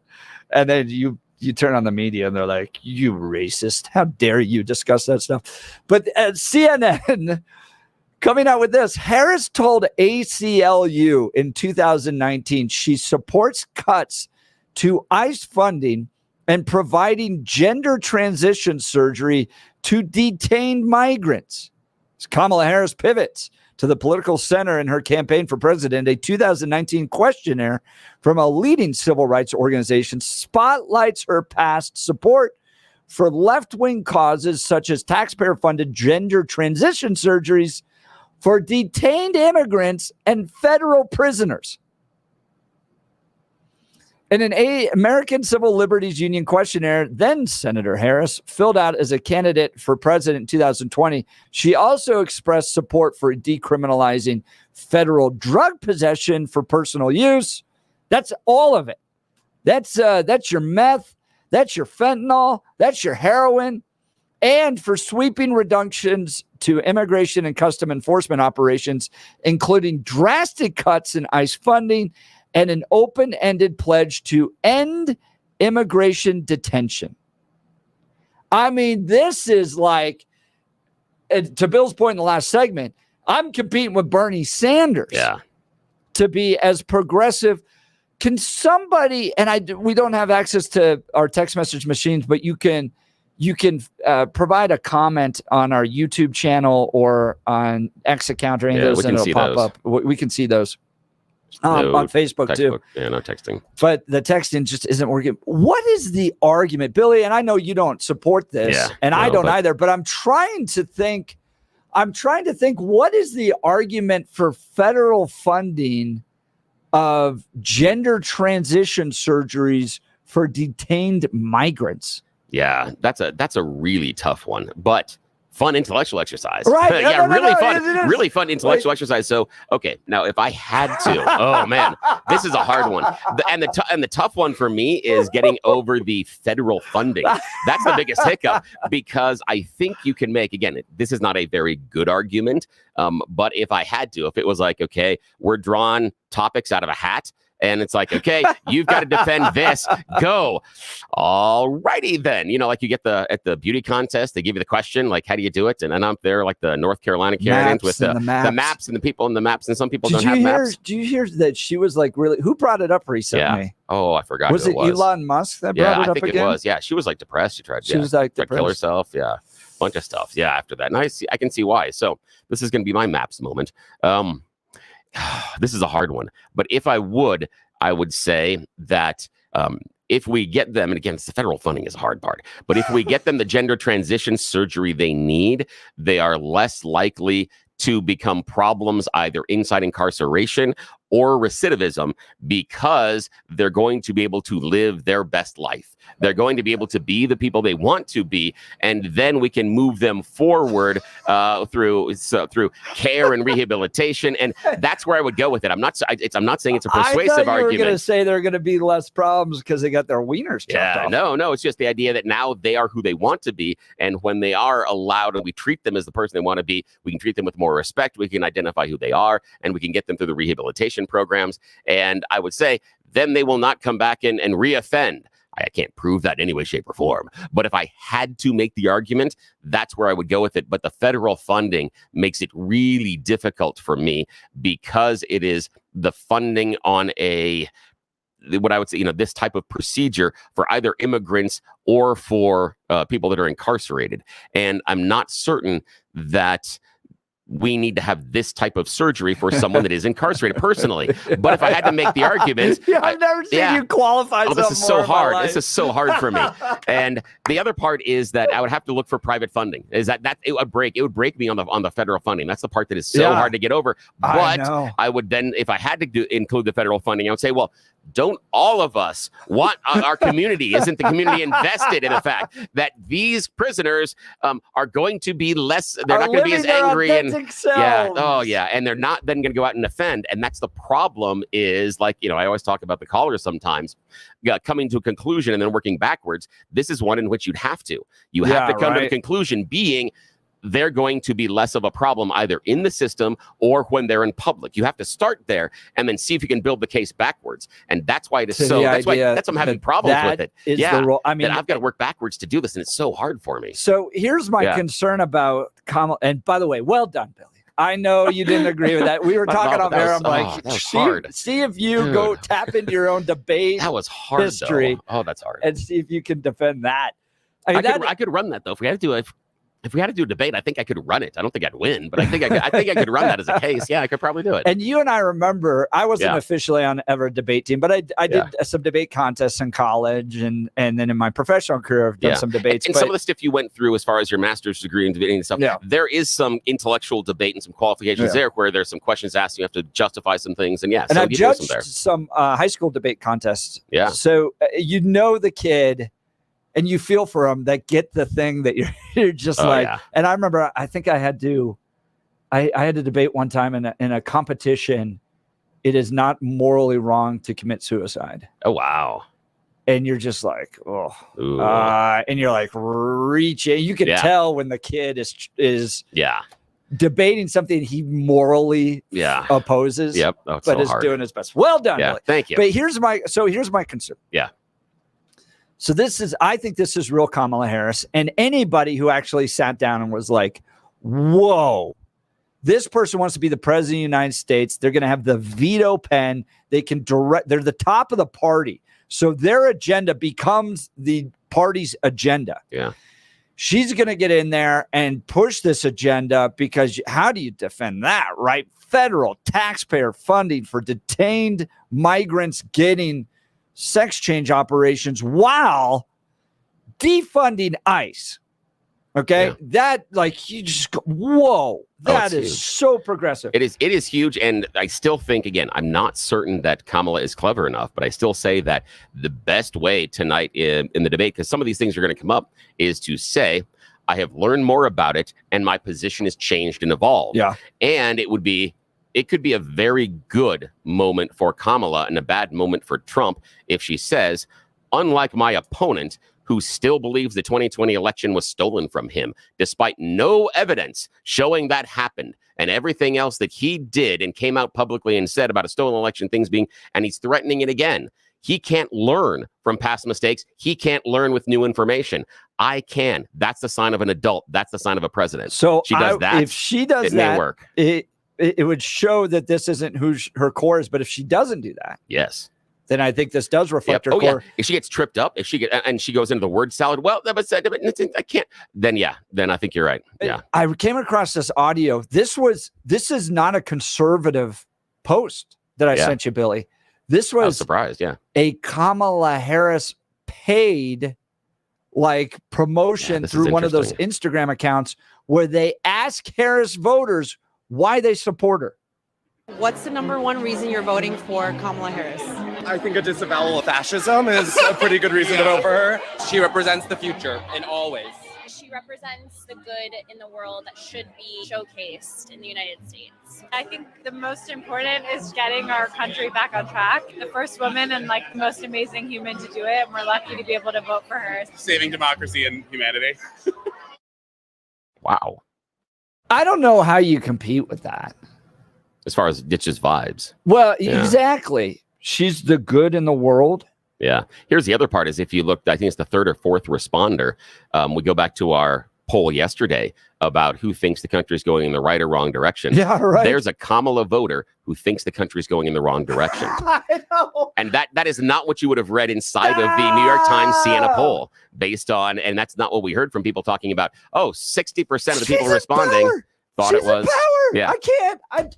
I know. That's where I go. How do I communicate to that? Yeah. How do you? That is the hard part, is because if she can continue to run this on vibes, she can win. I saw some focus group stuff yesterday that I was diving into. I had some time yesterday afternoon and got down a rabbit hole, and some recent focus groups, and they were talking about some of those persuadable voters, people that had voted for Trump before once or twice, aren't certain they can support him now, people that didn't support Biden last time, sat it out or did something else, and can they support Kamala? People that did support Biden, and can they support Kamala, but they're not sure. And it came down to, I like her, but I need more information about what she's going to do. And that plays into your point about the ACLU. If that is her core and she doesn't have a good answer for that, and she stumbles and she just says, well, my values are this and blah, blah, blah, and she avoids the question, those people, she's going to push them away. They're not going to feel comfortable, I believe, where she is. So she's got to figure out a way to dance the vibes, but weave in just enough policy. And here's why this terrifies me. Yeah. We made a lot of these same arguments in 2008, man. Yeah, I Most think you're right. I think you're right. Senator, look at his pastor. At his core, he's a progressive. And Barack Obama got elected on vibes. Oh, and then reelected on vibes. And I sat in Mitt Romney's office, campaign office here in Jefferson County, not his actual office, but the official campaign office, and watched vibes roll us over and win again. You gotta take that seriously. I'm sorry. You can't just laugh it off and go, well, they're a bunch of idiots. Because there's a lot of them out there that vote on vibes. Yeah, a lot of it is how you feel about a candidate. And this is going to kind of crystallize those kind of feelings about whether or not you like the candidate or not. And I want to talk to you about some feelings as well that I've got. These are some feelings that I'm not having. Feelings of pain. I'm working with a great team, medical team at Balance Well Space. Now, let me ask you a question. It's kind of crazy, but what would it take for you to get into the mosh pit at a concert? I know it sounds crazy, but hang on. This old dude right here, this past Saturday at a concert, I'm looking longingly over that mosh pit. Can I go around? Do you think? Why am I thinking that at my age? Because of my friends at Balance Well Space. 6 months ago, before I started working with them, no way would I ever have even considered that I would have the ability to do that. But that's the change they've made in my life. I know that you're struggling with pain. I know there are things that you're not doing anymore because of the pain that you're in. That's why I need you to talk to my friends at Balance Well Space. Brand new offices in Lowry, right across from Hangar 2. Check them out at balancewellspace.com. This is why you need to talk to them. Integrative medicine. I didn't know what that meant until I started working with them.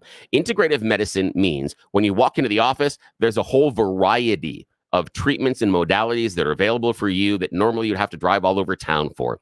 I'm talking about receiving chiropractic care, neuropathic care, physical rehabilitation, wave therapy, regenerative care, trigger point injections, and so many more. I don't have time to list them all. And they have some amazing cutting-edge, non-invasive modalities as well that can do some incredible things to relieve your pain. They have non-invasive solutions for neuropathy, for regenerative care. Right now, I am regenerating the meniscus in my left knee as we sit here. And that's part of the reason I thought, maybe this old dude can jump in the mosh pit. I have two vertebrae in my back that are fusing together. I don't have the pain, the tingling, the restricted movement anymore. That's why this old dude was thinking, maybe I can jump in that mosh pit. Did a recent evaluation. I used to have only 40 degrees of movement, pain-free in my right hip. I now have full 90-degree movement, completely pain-free. That's because of my friends at Balance Well Space. Check them out and make an appointment, balancewellspace.com. You go in, they do an evaluation, they ask you about your pain, they also ask you about your goals. What are the things that you're not doing that you really want to? They then create a custom pain plan just for you, and they go to work. They then evaluate you regularly, something your current medical team doesn't do. Your doctors never get together and talk about you and your pain because they're in different offices. They never talk. This is one office, one team that is focused on getting you better, getting you back to doing the things you're not doing anymore.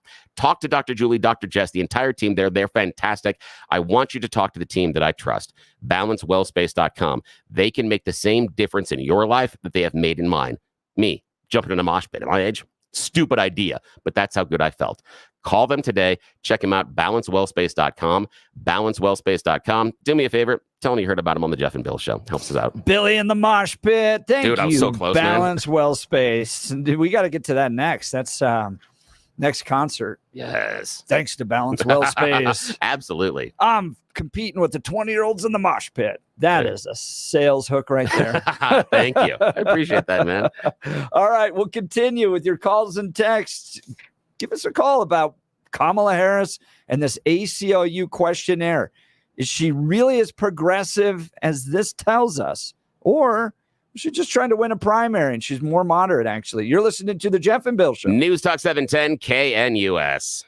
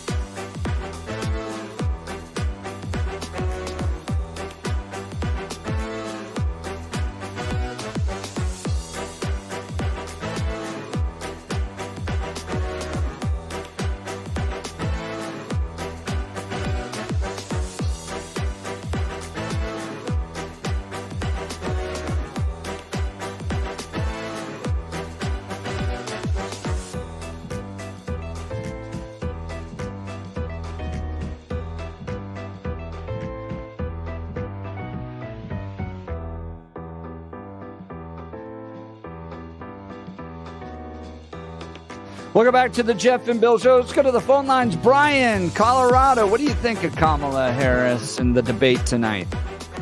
Well, at first, I mean, the fact we're even discussing gender-altering surgery for convicted criminals is just bizarro world to me. So I can't even wrap my head around that. But I'm going to move on from that.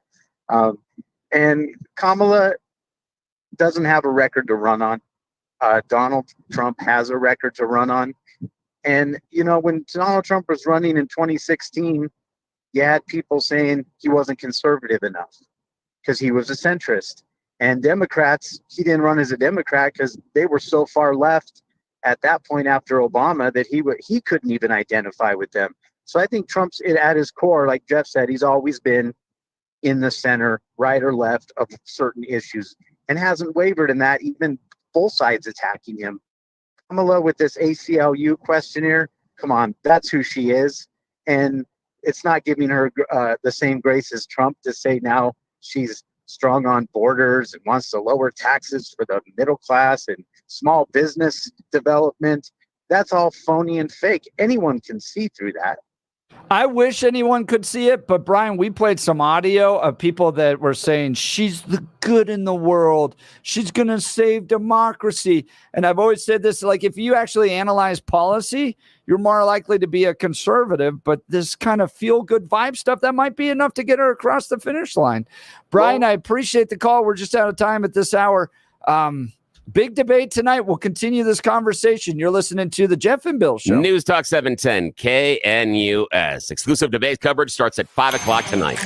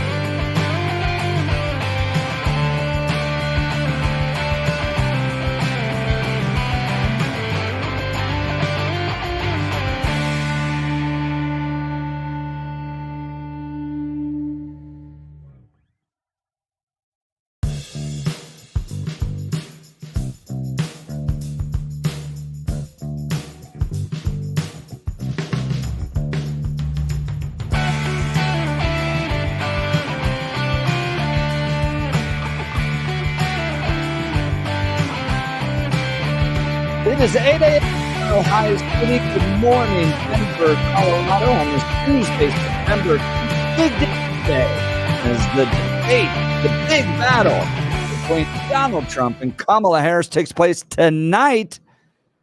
You're not going to want to miss this. News Talk 710 KNUS is proud to present coverage of the ABC News presidential debate simulcast. Join Larry Elder at 5 p.m. for a pre-debate special with Dennis Prager, Sebastian Gorka, Tony Perkins, and more. Then stay with us for live coverage of the debate on Tuesday night, starting at 7 p.m. for election coverage you can trust. Stay with 710 KNUS. By the way, Larry Elder is going to be joining us in the 9 o'clock hour. Talk a little bit about that'll this. be really cool. It's going to be a ton of fun to hear from him. He came to multiple Western conservative summits, including this last one. Oh, I'm glad he's part of the station again. I think he ran. He was in the presidential primary. Yes, he was. Yeah, he ran for governor recently and then ran in the presidential primary. Neither worked out well. So now he's back doing what he should be doing, which is talk radio. I love him on the air. Some of us are good in this lane. I oftentimes get that question. You going to run for office? No, I don't know. No, probably not. Never. I'm happy in this lane. Yes. I was talking to somebody yesterday and they're like, man, you get paid to say what other people are thinking. And I was like, that is exactly right. Yeah, it was a number of years ago that that one of my kids came up to me, and I hadn't thought about it this way because I'd seen some of the stuff I was doing on FM radio and listening to some things, and it came over and like, Dad, it's really cool that you get to be paid to be you. Right, exactly. Okay, it's kind of cool. Okay, I'm thinking better about this now. This is good. Yeah. So all the great debate coverage happening on 710 KNUS. You don't need to go to those other places. No. Stay here, hang out with us, and we're going to be covering it all for you. So coming up in this hour, a little bit later in this hour, Dustin Zvonek's going to join us. He's got a new opinion piece detailing what the Aurora City Council and the mayor are doing to address homelessness in the city of Aurora. It's different than what Denver's doing. Yeah, I thought it was just sending them back to Denver. I was wrong. That's not what he said. Which, you could do. Oh, yeah, that's what I thought. Easiest thing is like Mayor Mike Johnston sure seems to love y'all. I know. He likes to brag about all the great things they're doing for the homeless in the city of Denver. And even moving some of his out into Aurora facilities. So I just think we can return them to you. I thought that was going to be Dustin's idea, but no, he has something that sounds like it's actually going to work, pun intended. So we'll see. That is the pun intended, right? Yes, exactly. It's called a work first model. Model versus a housing first model. Yeah. But so Billy, we went down to these apartment complexes on Thursday of last week, these Venezuelan run apartment complexes, and it's a complicated issue. I was telling my kids this because they're like, how do we solve this? What do we do? Yeah. And I said, if it was easy, we'd have a solution for it. You have multiple factors affecting it, but one of them is bad personal decision making. Yeah. So you just have people drinking at 10:30 in the morning. Yep. On a Thursday. Yeah, on a Thursday. Now, if it's your day off, I get that, right? Yeah. It's your day off. Maybe you work through the weekends, and Thursday's your day off. You're going to pop a cold one at 10:30 in the morning, Joy, but no, that wasn't it. I think you've created enough of a system in this country where you can just live that way. If you want to, interesting. You can just live that way. Yeah, I think there are enough, and we've talked to people that, especially our friends down at Step Denver, talked about the idea of the unseen support services for those people that are living on the streets. Yeah. The fact that people will come by if you stand on a street corner and they'll hand you money. The fact that if you hang out in an encampment and there are enough of you, people will drive by and get you food. Mayor Mike Kaufman of Aurora was on this show, talked about when he went undercover, and he said, and this was the part that shocked me, he ate better on the street than he did in the shelter. And you're like, hang on. So the idea being, if you just functionally, the food, if you're getting better food on the street and you can still feed your addiction, why would you ever transition into that shelter unless you really wanted to do something better with yourself? You're like, this is it. I've hit rock bottom. I've got to do something to change. And that's what our friends at Step Denver talk about, is those people that have hit rock bottom and have to make a change. They give them the ability, but it is a work first model.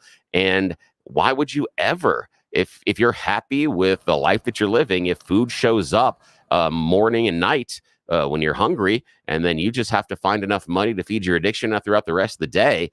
And if the people of Denver are nice enough to just hand you the cash, well, what's the motivation for you to get off the street at that point? Yeah, exactly. Now, I'm going to talk to Dustin Zvonek. I appreciate they're putting together this Work First program. Yes.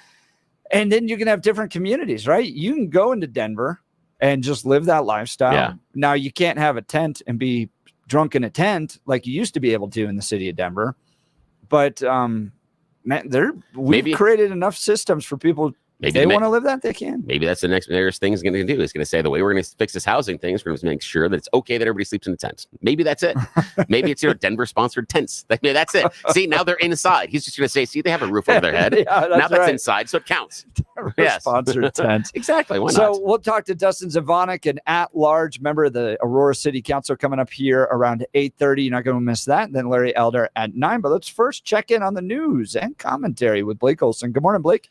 Hey, good morning, Jeff and Billy. 64 and sunny in Denver, expecting a high of 87 today. The 7-10 5-day forecast coming up. Our top story. Yeah, and this was a questionnaire that she filled out for the ACLU. And this questionnaire is really an interesting snapshot in time of that 2019 Democratic primary. Kamala Harris was trying to get to the left of Bernie Sanders. She was trying to get to the left of Elizabeth Warren. And Andrew Kaczynski on CNN, according to a newly discovered ACLU survey, Kamala Harris wanted to cut ICE funding, but provide gender transition surgeries to illegals who were locked in prison. So if a dude wants to be a lady, no problem if you're illegal and in prison. Really see that in a lot of these answers, and I want to walk our viewers through a little bit of what she said. Let's just take immigration and look at what she said here.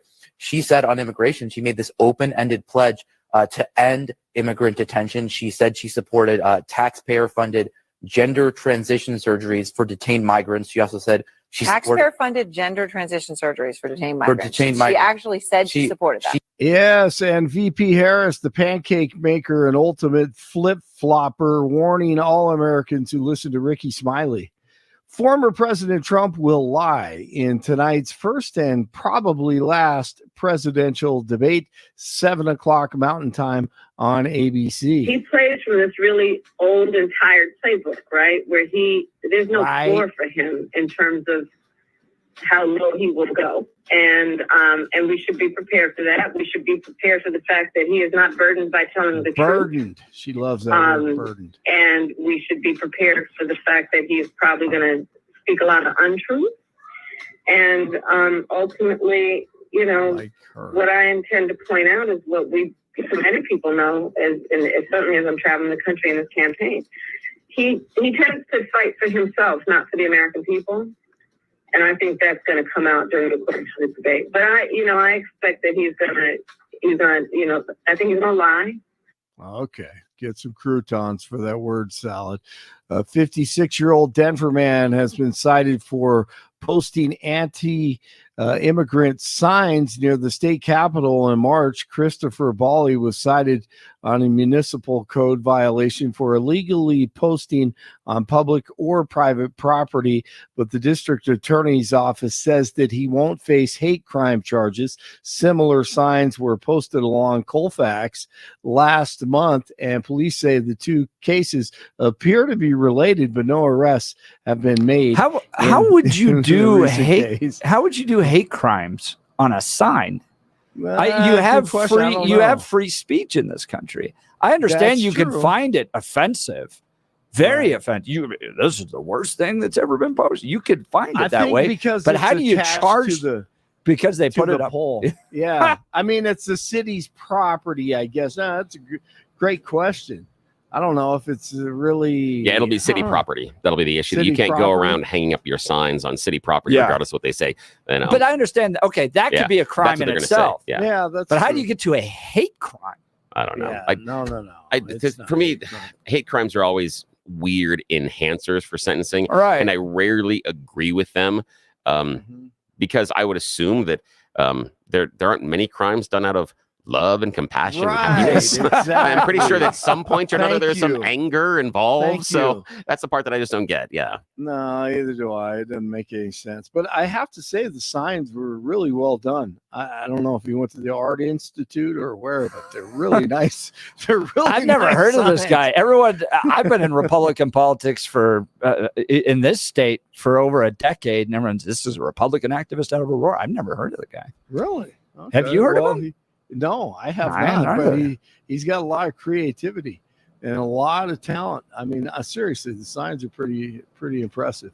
They sure got a lot of attention, man. I've never seen Democrats respond so fast to a thing in my life. Every single one of them within like 15 minutes was like, this crime against humanity must be addressed.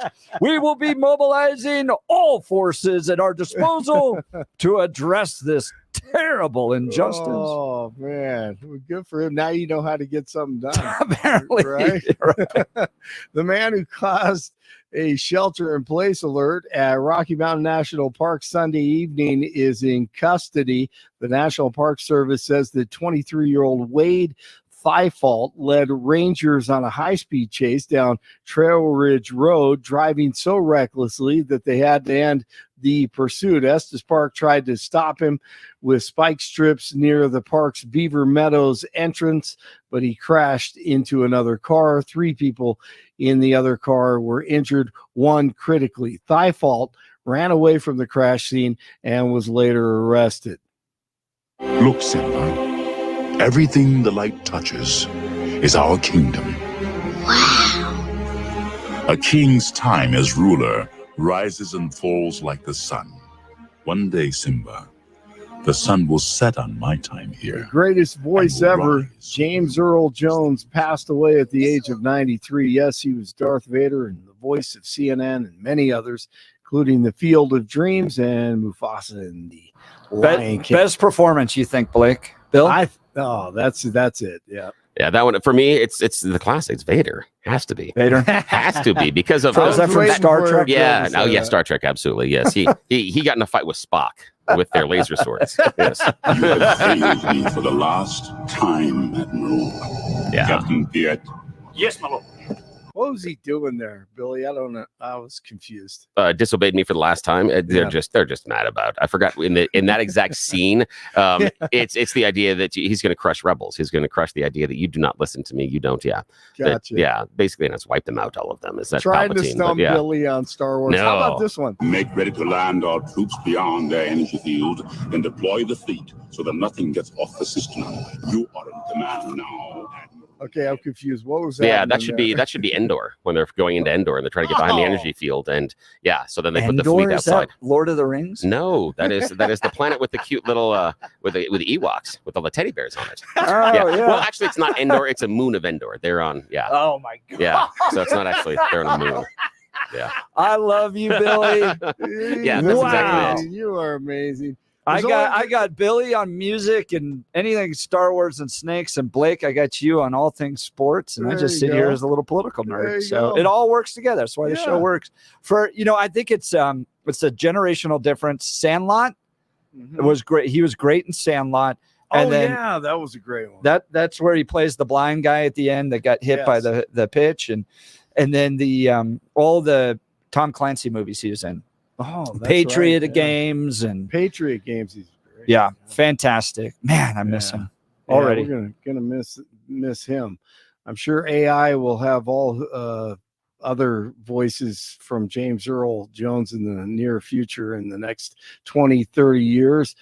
Here's a sad story. The widow of Columbus Blue Jackets star Johnny Gaudreau, known to many as Johnny Hockey, is pregnant with the couple's 3rd child. Meredith Gaudreau made the announcement during her tear-filled statement at the memorial service for Johnny and his brother Matthew on Monday. Both were killed on August 29th when they were struck by a suspected drunk driver while riding bicycles on the eve of their sister's wedding. Matthew's widow, Madeline, is also pregnant with their first baby.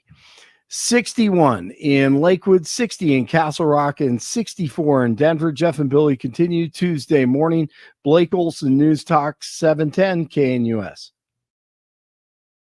Continued warm, partly cloudy with temperatures 80s and 90s today, mid to upper 80s tomorrow, and near 90 on Thursday. By Friday and into the weekend, a touch cooler, comfortable. Friday through Sunday's highs will be 80s. Only a few isolated thunderstorms will be around today, and a better chance tomorrow than Thursday through Sunday dry. Weather sponsored by branchplanning.com. Secure your future retirement with a reliable income stream. Annuities can provide guaranteed payments, giving you a peace of mind. Get your complimentary review at branchplanning.com or call 303-219-0088. Meteorologist Don Day in the 710 KNUS Weather Center.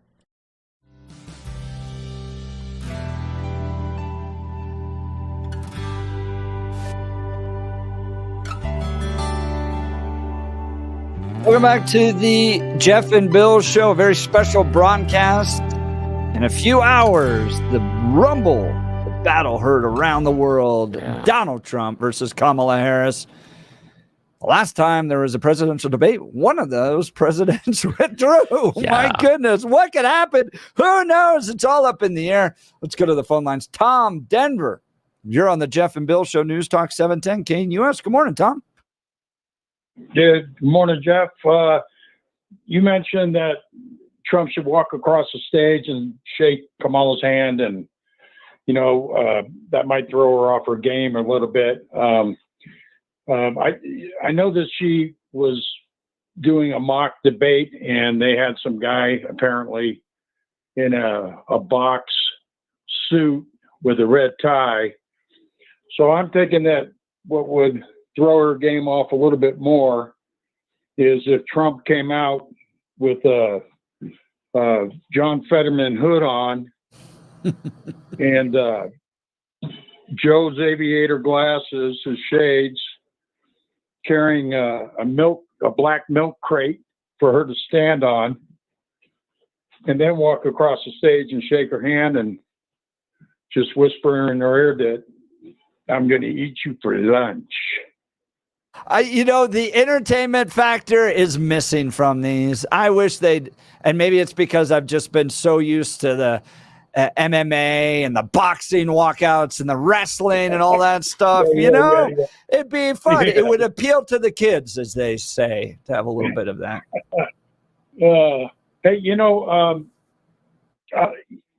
Because Kamala cheats, I would have to say somebody needs to check her ears to see if she has an earpiece, Well, they actually have rules against no earpieces, so that's already going to be decided. But do they check? Yeah. They're going to. Really? Let me see your ears, because I was backstage with Mitt Romney, and they never checked any of that stuff. Yeah, but maybe I don't know. But I think it's actually quite hard to talk and listen at the same time with an earpiece. Yeah, it is. So believe me, somebody who has to deal with this on a daily basis. I'm not sure it's quite there. Now, what do you expect to see from Trump tonight? I know you want to see that, Tom. It'd be fun to be entertaining, but from your perspective, what does Donald Trump do to secure a victory tonight? Well, I think that he's just going to have to constantly point out, where he had left the country before they got in office. He's just going to have to point it out. I think a lot of the Democrats, these kids, the college kids and stuff like that, they're set. And I think that, I don't want to say they've been indoctrinated, but their parents, I would assume the majority of them are liberal, and those kids have been indoctrinated by the parents. So it's going to be hard to change their mind. After he just needs to stay on point. Afterward, go ahead, Tom. Sorry. I was going to say afterwards, when he's out of there and he's on the campaign trail, I would just say, wherever he goes, he needs to have some sort of a 20-foot screen with all of his accomplishments on a scrolling loop, and just, whatever he's talking about in the background, that thing is on a constant scrolling loop, because he's not covering everything he did. And I unfortunately, I think that Donald Trump has to perform so much better than Kamala Harris does in order for the media to notice. So, for instance, let's talk about the last debate with Joe Biden. It was quite shocking to see Van Jones and the rest of them immediately following the debate going, that was a disastrous performance because, and I was in the spin room after the Romney debate. Pat Buchanan's sister, I'm trying to remember her name, but it was my job to hold her little sign, and we went around and spoke to media, and you know how it is. They all run out there. Oh, that was the most amazing debate performance I've ever seen. Donald Trump or Kamala Harris, they're all going to become, great leaders for this country. Did you see what they laid out? That's their role. That's their job. It's called the spin room for a reason. But I think for the media to acknowledge Donald Trump doing well or Kamala Harris performing poorly, he has to go so much beyond just squeaking out a win or just performing a little bit better for the media to acknowledge that he may have won the debate. Do you think that's right, Tom? Well, I think that they're set in their ways. No matter what he says, they're jaded and they're leaning left. I mean, and that's part of the reasons why this debate is being held by ABC. I mean, when was the last time there was a presidential debate that was held by a, like Fox News or something like that? Yeah, I think in the last presidential cycle, Fox News held one, and they held one in the primary as well. But Tom, I wanted to explore something with you for a sec. You talked about Donald Trump reminding people where he left the country. We understand that is in 2020, right? That's in the middle of COVID. I'm not certain that's the best play. And I think that's part of the problem Trump has is he needs to ignore what happened during COVID in order to make the case that if we go back to that line, are you better off now than you were 4 years ago? Well, yeah, because 4 years ago we were shut down, we're wearing masks and people were dying. So you would assume that right now you would be better off. And that's a hard play for Trump. How does he overcome that? Because I don't think he can win if he says, well, when I left the country, we were, in the middle of a pandemic. I'm not sure that's a good play. Yeah. Yeah, I hear what you're saying, Bill, but and that's my reasoning behind when he gets out of there. He can mention, hey, wherever I go from here on out, take a look at my scrolling screen of my accomplishments. COVID, it set back the country and it set back the nation or the world. And I understand what you're saying there. The problem I would say with the scrolling screen would be he has one major legislative accomplishment. Everything else was done through executive order, which is the idea that we don't want the next president coming in and ruling through executive orders. That would be horrible. So that, again, is going to be a weakness. I understand there's this impression of he accomplished all of these things, but there really isn't a long laundry list inside of that. He doesn't have a long scrolling list, unfortunately, and especially not legislatively. I think legislatively is one thing, but you look at the Supreme Court justice picks, you look at the quality of the economy, black unemployment rates, all that stuff. But here's the thing, though. You could say that's not legislative, but I think those are accomplishments under his leadership. Oh, absolutely. But the fundamentals of the economy are stronger now than they were under Trump. Black unemployment is lower now than it was under Trump. So he doesn't have this laundry list. And that's the problem. That's it. I mean, I get Tom's point. It's a good idea, but that's the problem. He doesn't have a laundry list of those things. No wars. Yeah, but I mean, last time I checked, Biden didn't start any wars either. And so that's a hard argument. It's a hard argument to say that because I'm in office, nothing else bad happened in the world. That's taking credit for something don't necessarily have control over. You can't go out and tell people not to invade or not to shoot people. And there were things going on as far as Syria and everywhere else. No, I don't know. No, all right. That's where you and I disagree. All right. That's Tom, fair. I appreciate the call. Thanks so much. For many of us, it's happening. Your hair is thinning. Your crown's disappearing. Maybe hair loss has you feeling your identity is lost altogether. Well, I've got good news for you. It's an incredible yet simple one-day treatment that starts growing your own natural hair the very next day. And it's guaranteed to grow for life. It's the Advanced FUE from Advanced Hair. We've all seen the pills and lotions that come with monthly subscriptions. They help retain what you have. But what if what you want is your own natural hair permanently in specific areas? From Advanced Hair's state-of-the-art facilities to world-class Dr. Tanya Pauls, it's not maybe will your hair regrow. It's guaranteed that your new hair will grow. You decide how much, how thick, and where. It's why Advanced Hair is the winner of Westward's Best of Denver for your free consultation. $250 off and 250 free hair grafts. Call 720-459-HAIR. That's 720-459-HAIR or advancedhair.com. Advancedhair.com. When we return, Dustin Zvonek is going to join us, at-large Aurora City Council member, currently serving as Mayor Pro Tem. He's got a new plan to address homelessness in Aurora, and it's different than what Mike Johnston's doing. Who's got the better ideas? You're not going to want to miss this conversation than Larry Elder in the 9 o'clock hour. You're listening to the Jeff and Bill Show. News Talk 710, KNUS.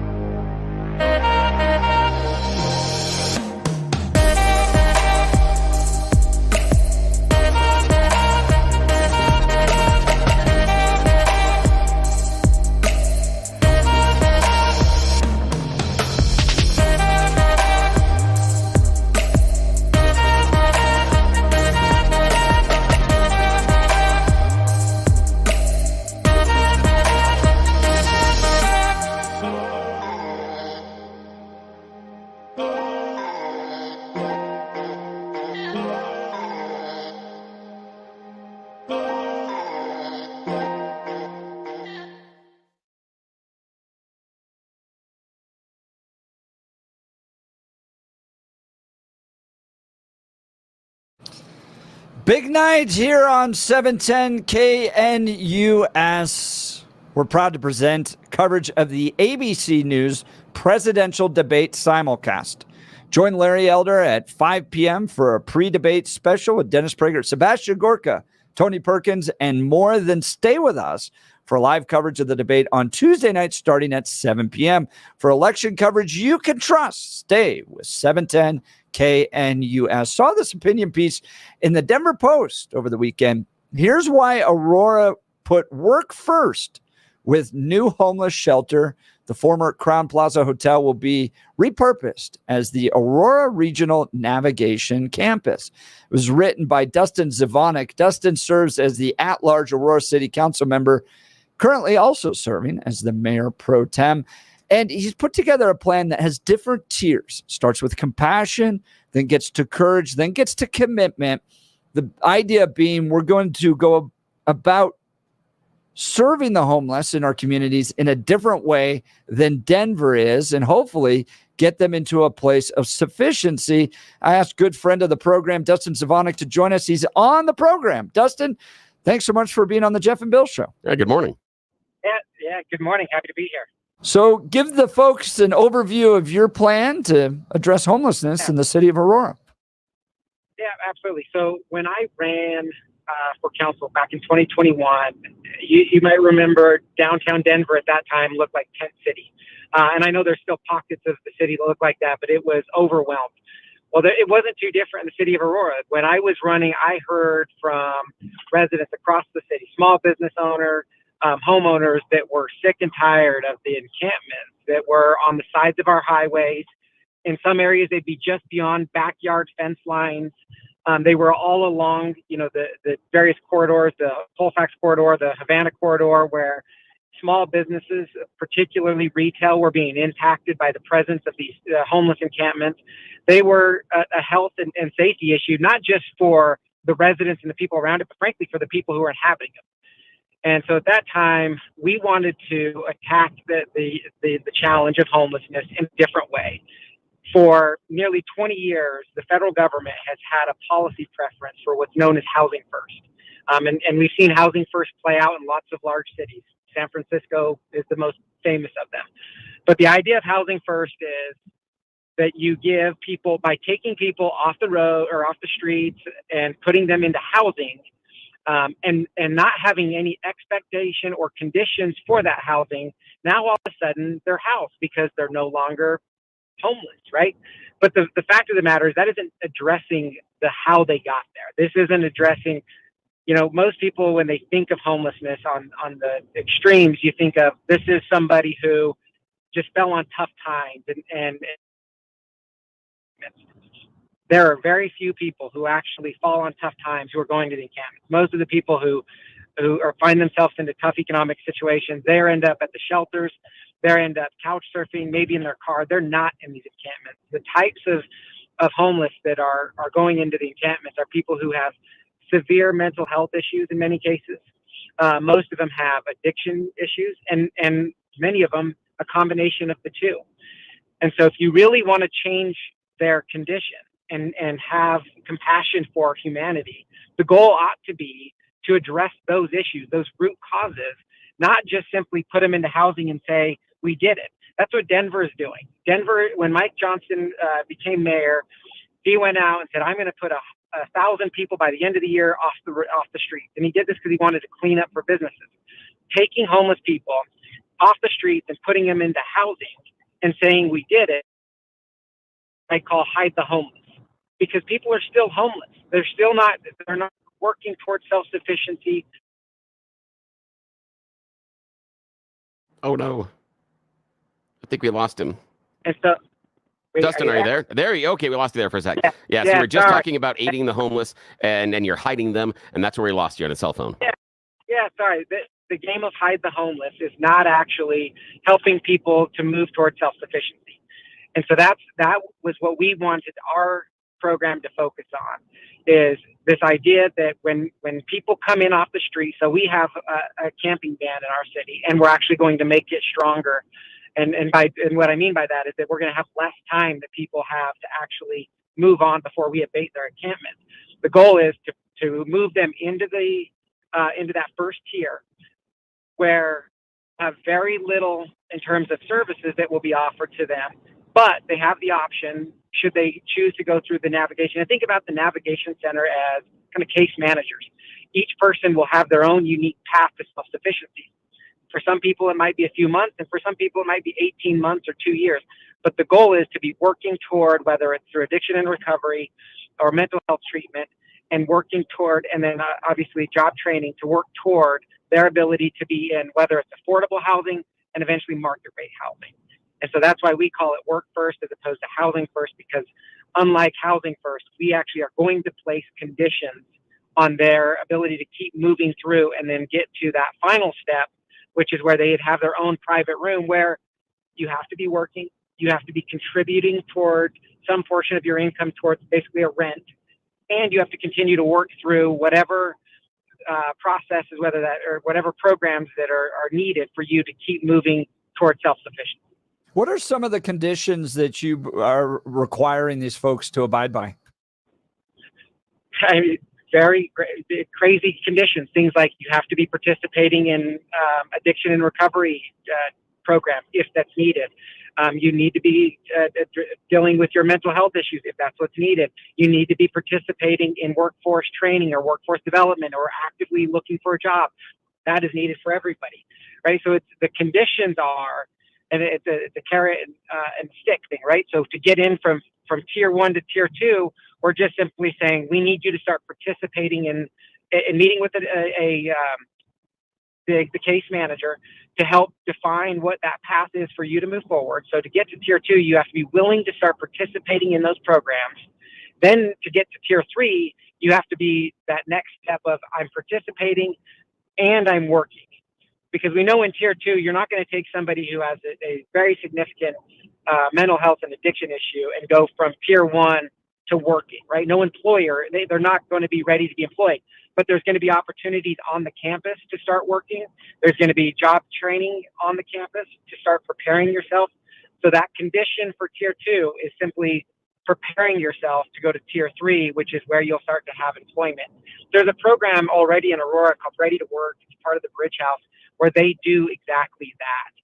The challenge that we have is that because the federal government is a housing first priority, or they place a preference on housing first, we can't get any sort of funding from HUD years. And it's why Step Denver, another really popular program that is, I think, aligned with what we want to do. They place all sorts of conditions on their participants, but they don't take any federal funding because they don't want to compromise their program that they've seen work so effectively in helping people achieve self-sufficiency. And that's what we want to do, is we want to be non-compromising on those latter stages, so that way we can actually see people move from homelessness to self on the lowest level of government subsidy that they possibly need. And what we mean by that, people say, what does the lowest level mean? You might have a disability, so there might be some sort of, because there's a lot of disabled veterans and others who might have some level of government service, but what our goal is to see the lowest level of government assistance possible to moving into, whether, like I said, affordable housing or market rate housing. The other piece of this campus that we've done differently is we are going to bring in a nonprofit partner that shares our values and is aligned to this work first vision to run it. We don't believe the city or the government ought to run this. We will help to contribute to it, but they will ultimately be responsible for running it, and going forward, they will be responsible for raising private dollars to keep it running. What I want to see is the city of Aurora, which is not a city and county, and in Colorado, counties deal with health and human services and have resources for that. Cities don't. So Aurora is unique in this because we span across 4 counties and we're such a big city that we have spent millions of dollars annually to address homelessness. I want to see the amount of taxpayer resources that are being spent on this go down and down and down over time. And if you have a program, and I think that, I'm sure that it's true for the two of you and for your listeners, if there's a program out there that's providing a good service, you're willing to contribute to it. And that's what we're telling the operator that's going to be operating our navigation campus. If we're doing a good service for our community, it's going to attract philanthropic dollars. And it's going to take, that means it'll be less reliant on government. And that's part of where we want, that's part of the goals that we have and the metrics that we'll be measuring the operator by going forward. Talking with Dustin Zvonek, at-large Aurora City Council member, currently serving as the mayor pro tem. Look, Dustin, I appreciate what y'all are building. You're building a pathway for people to get out of homelessness and poverty if they want to, and that's the big qualification and the concern I have. If they want to, can't they just go over to Denver and, my goodness, Mike Johnson will provide a home for you. You can continue to live drug addicted or alcohol addicted. We won't provide workforce training for you or work requirements because that's not fair. I remember one city council member saying how terrible it was that places like Catholic Charities were actually requiring you to work. And so you have this, we basically set up systems in our country where you can live drunk and drug addicted and somebody will take care of you and you can just go on about doing that. So how do you compete with that? Yeah, no, look, I have, and this is where the contrast is going to become, it's great for us to have a city like Denver right next to us because you're absolutely right. The majority of people, so our goal as elected officials in Aurora is we want to get the homeless off the sides of our roads and, you know, out of the open space areas because they're huge public safety and public health issues. So that is priority one. Priority two is for everybody who, and even if it's a 5%, 10%, if we're only impacting some, the fact that we're helping anybody who would otherwise not have the experience of becoming self-sufficient and realizing the full value of their life, that's what we want. And we know what will also be true is that a lot of them are just going to go to Denver. And that's okay, right? I mean, this is where we've done this a couple of times where with policies like the motor vehicle theft, where we said in Aurora, if you steal, there's going to be certainty of jail time as a penalty. That's not good for Denver because ultimately that's just going to shift the problem to them. Now, this is how laboratories of democracy are supposed to work, is that if that continues to happen, our hope is that other cities, maybe even Denver, will start to adopt this work first policy. Because if we don't have the safe havens for this to continue to go on, then they won't have places to go. And so we start to limit their options where they can't be on the street because they'll either be thrown in jail or forced into to a navigation center, or they're going to have to start participating. Dustin Zvonek, at-large Aurora City Council member, currently serving as mayor pro tem. Coolest business card ever. On with Jeff and Bill. And I like the idea of setting up the new rules and the new situation in Aurora, especially when you lean on the idea of car theft. Because here's been the argument that when Denver rolls out the welcome mat for the illegals and for the homeless, they end up exporting their problems to the suburbs. And what I'm hearing from you is this is the suburbs trying to export a solution then to Denver, saying we are not going to deal with the spillover that happens because of your policies. We're going to implement these policies, and either we're going to spill some of the stuff in the cup back onto you, or we're going to show you and everybody around us are going to start doing these things to constrain your ability to impact our suburbs. And I think this is a wonderful idea, and it's going to be a great black and white example of two different policies. And so far, the migrant policy handled in Aurora is doing a better job than what's been done in Denver. So yet again, I appreciate you, Councilman Zvonek and Mayor Pro Tem, that once again, Aurora can lead the way inside of Colorado on exactly how to deal with these problems. Thank you for addressing it head on. Yeah, no, that's right. And look, you just pointed out another issue, and this is what happens with Denver, the spillover challenge, the migrant issue, where our city has said, and it also shows the limitations of, municipal government, is that we have said we're not a sanctuary city.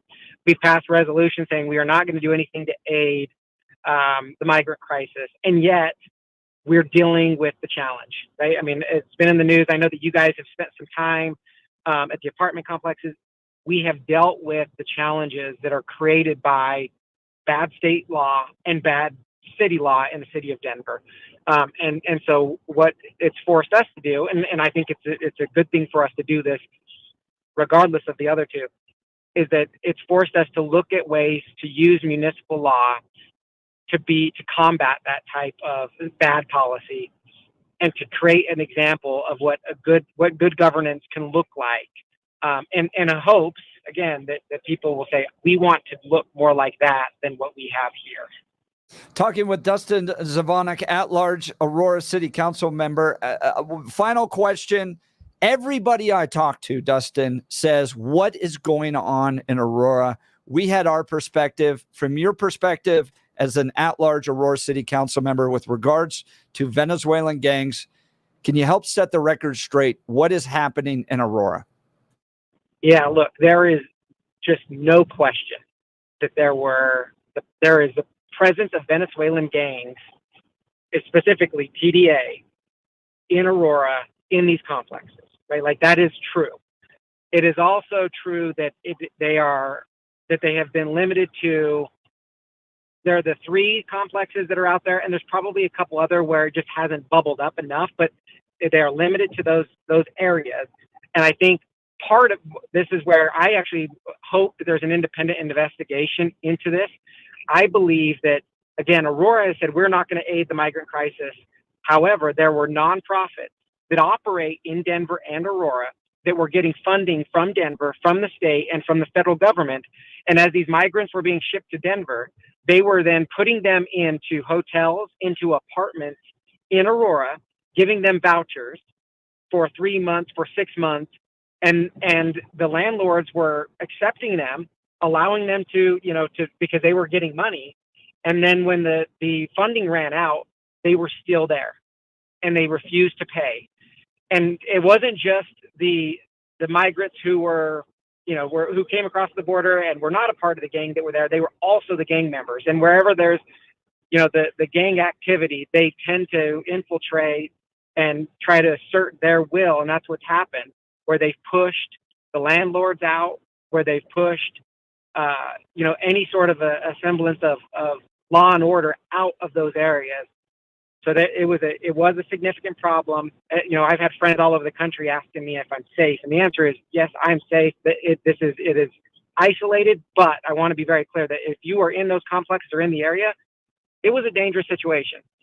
And since then, the tension on the complexes has allowed, or has pushed both APD and federal law enforcement to engage, to apprehend a number of the members of TDA, and to try to get some control under these complexes.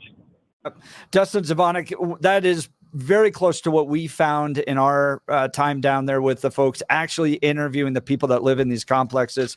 Really appreciate your leadership in the city of Aurora. You're making it a better community. I know you have a lot to battle with what comes from Denver, but thank you for taking time to be on the Jeff and Bill Show today. Yeah, thank you. Yeah, no problem. Appreciate it. Thanks, guys. Dustin Zvonek, at-large Aurora City Council member. Coming up in the 9 o'clock hour, Larry Elder joins us. You're listening to the Jeff and Bill Show. News Talk 710 KNUS.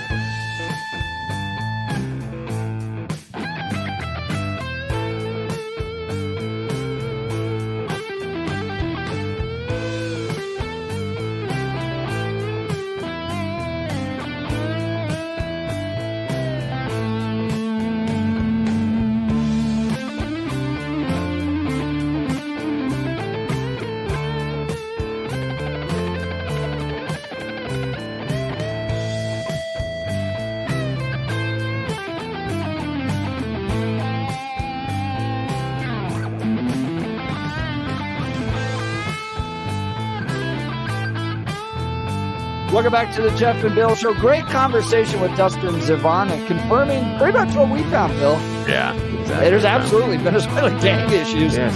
Thank you, City of Denver. I mean, he was very clear about that. Oh, yeah. And I had seen some stuff over the weekend where even running in the liberal social media stuff where they're still like, no gangs, no gangs. I'm like, what? I mean, these were some people that have decent followings nationally. Yeah, I'm like, right. You haven't done the work. I was shocked on some of, okay, not too shocked because I see some BS coming out of them all the time. But I was like, okay, I'm surprised you haven't done the work on this. Well, and the idea, what they clomb onto is this idea that they haven't been taken over. Yes. Like there's no guards posted at the top corners of the roofs. Exactly. They're not going around taking, official, rent and stuff.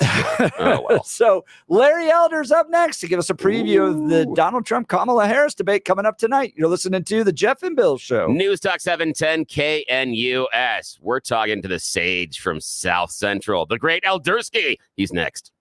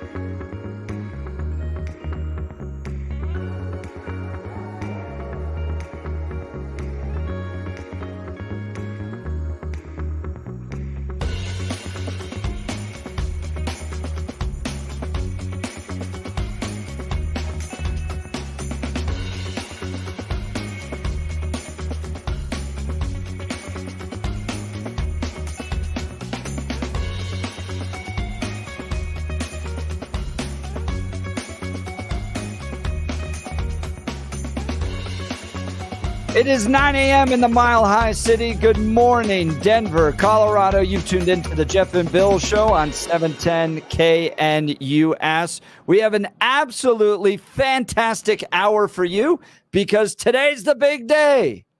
710 KNUS is proud to present coverage of the ABC News presidential debate simulcast. Join Larry Elder at 5 p.m. for a pre-debate special, along with Dennis Prager, Sebastian Gorka, and many others. Then stay with us for live coverage of the debate on Tuesday night, starting at 7 p.m. tonight. So you got 5 p.m., the pre-debate special, then 7 p.m., the actual live debate will be carried here. For election coverage you can trust, stay with 710 KNUS. Man, Billy, I'm so proud to be able to have on this show the sage of South Central. He's come multiple times to the Western Conservative Summit that I hosted over the years. This guy is a great thought leader in our nation, a real gift to our country. Yep. Larry Elder. And so happy to have him back in the Salem family after That's a right. respite. He decided to go play politics for a bit, and now he's back doing what we love.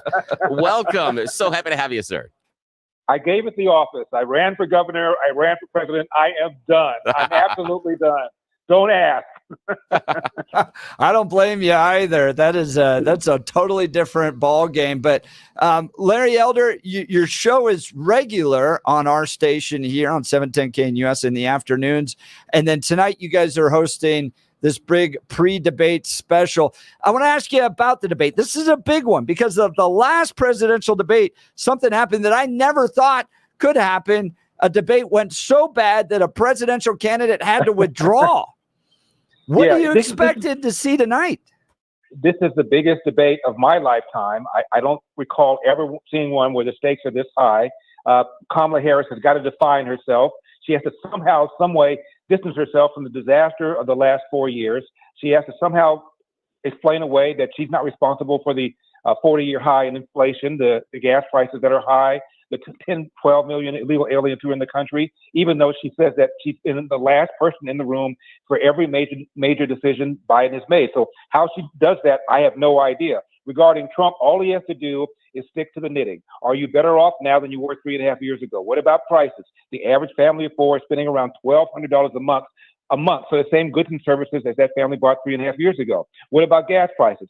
50% higher than 3.5 years ago. What about the illegal aliens? Every state is now a border state. If he sticks to that, he wins. If he gets off on a tangent, it could be a long night.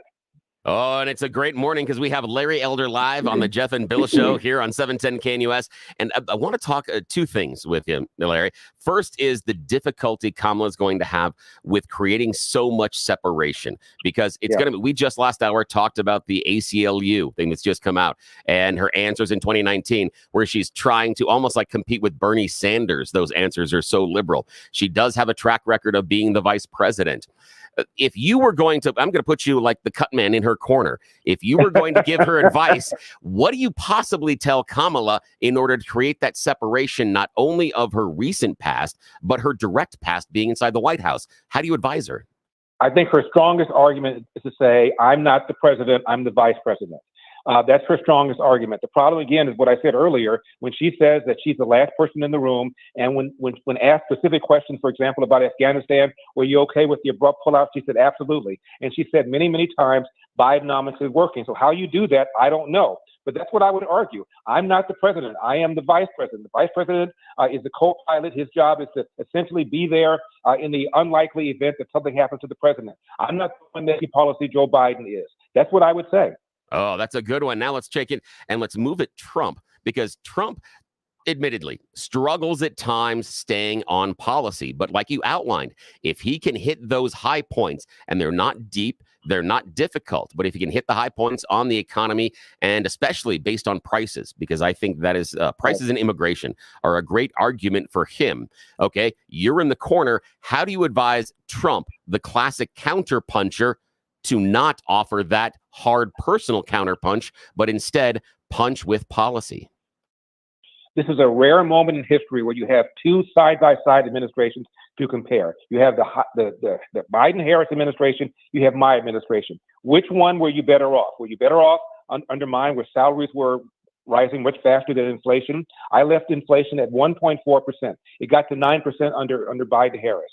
I left gas prices, as I said before, 50% lower than what they are right now. You're now paying way more at the pump. Which administration would you prefer? You have a side-by-side comparison, apples to apples comparison. Rarely do you have that. That's very true.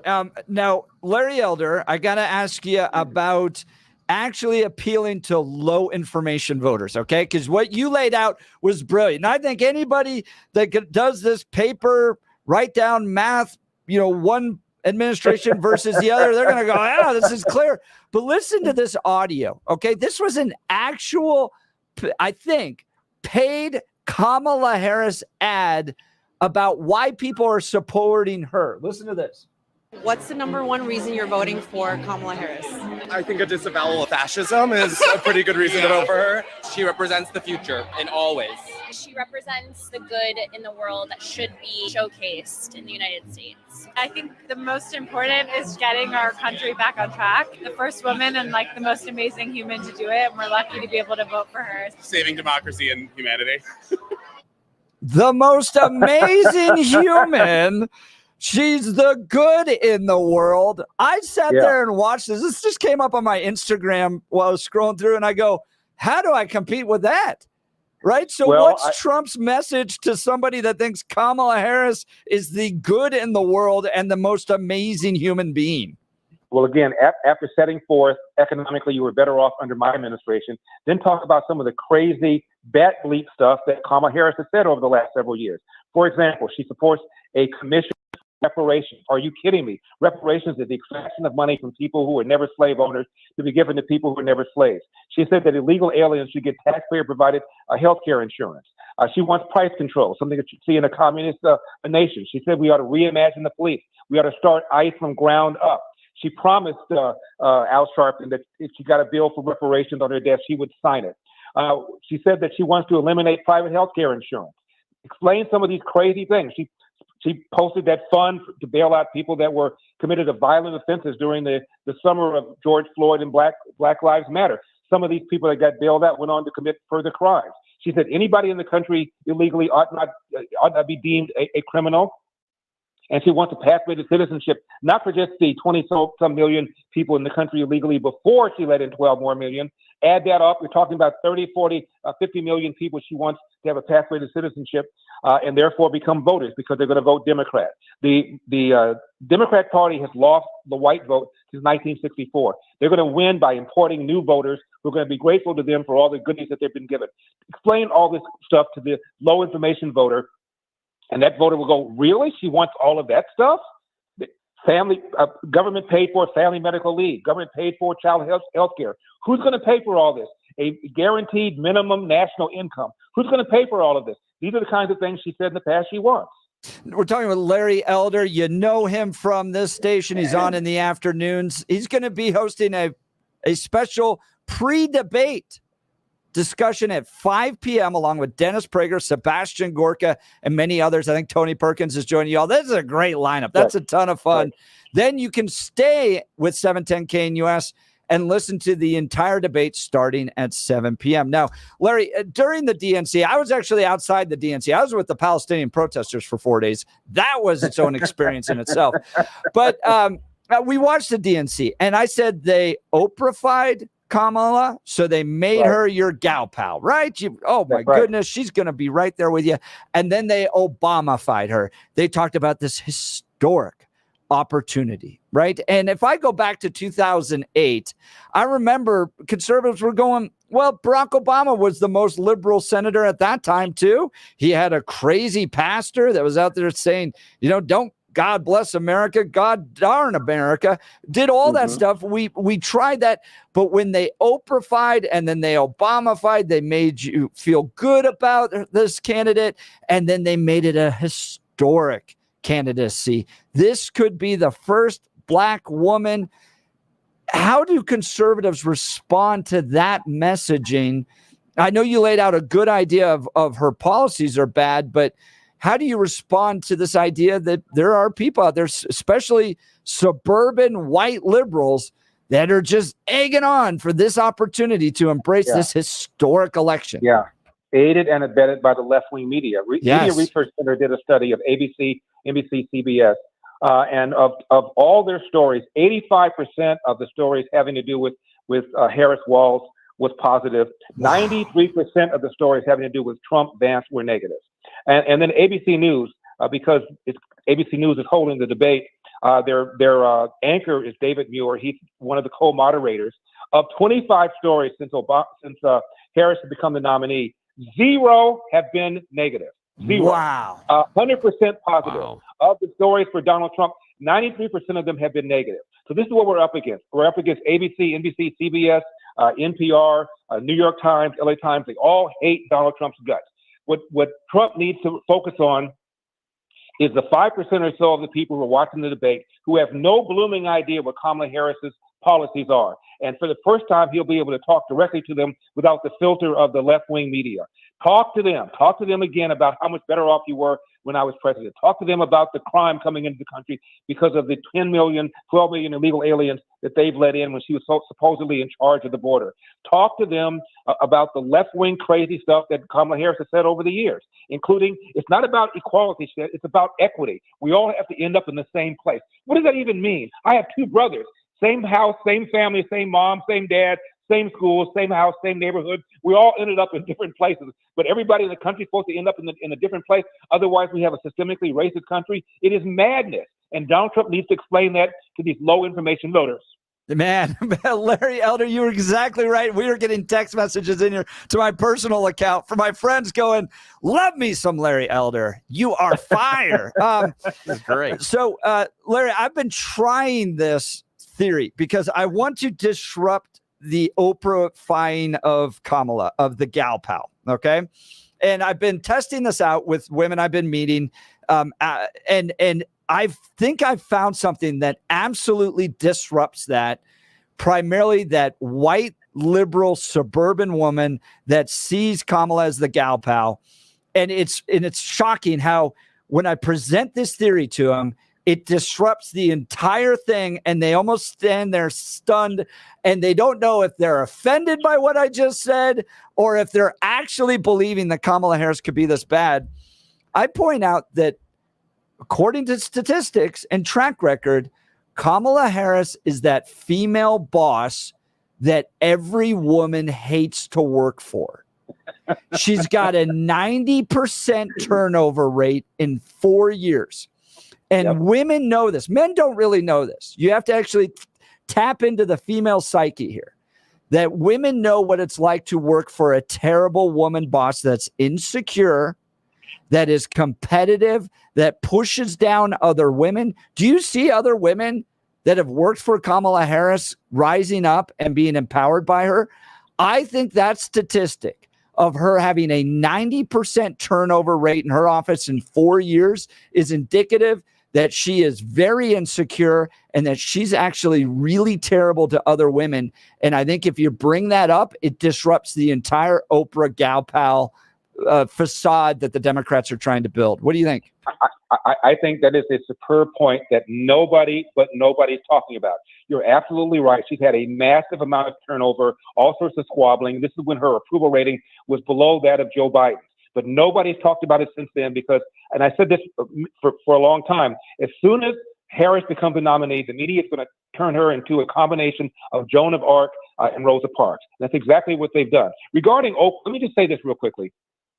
She comes out, Oprah, at the DNC and says, you really cannot realize the American dream unless you have, quote, access to reproductive rights, i.e. access to abortion. This is the same woman who in 2018 gave an interview and praised her unwed mother for not aborting her, and that the doctor advised the mother to get an abortion, and she didn't. And mother, thank you so much for not doing it. Thank you so much for not aborting. Thank you so much for allowing me to live. And now she says you have to have access to abortion to achieve the American dream. Talk about hypocrisy. Larry Elder, the sage of South Central. He's going to continue with us. Let's check in on the news and commentary with Blake Olson. We'll be right back. Tough to top that. Wow, I was just enjoying Larry. That is awesome. 71 and sunny in Denver, expecting a high of 87 today. The 7-10 5-day forecast coming up. Our top story. It'll become the party of war, censorship, corruption, big pharma, big tech, big ag, and big money. RFK Jr. will former President Trump emphasize that Kamala Harris and the Democrats are everything that most hardworking Americans don't want. The debate begins at 7 o'clock Mountain Time, and even though she's flip-flopped on everything and could wear a MAGA hat at this point, voters need to be reminded she and Crooked Joe did all of this. We also have a broken immigration system. We're going to have 2 million people cross this border for the first time ever. You're confident this border is secure? We have a secure border in that is a priority for any nation, including ours and our administration. But there are still a lot of problems that we are trying to fix. What a joke. She's warning all Americans on the Ricky Smiley show. Former President Trump will lie tonight. He plays from this really old and tired playbook, right? Where there's no floor for him in terms of how low he will go. And we should be prepared for that. We should be prepared for the fact that he is not burdened by telling the truth. She loves using that burden. We should be prepared for the fact that he is probably going to speak a lot of untruth. Oh, wow. Word salad once again. And she'll use this tonight as well. Millions won't know the facts about the bill. During the Biden-Harris administration, there were record numbers of illegal border crossings. Why did the Biden-Harris administration wait 3.5 years to implement sweeping asylum restrictions?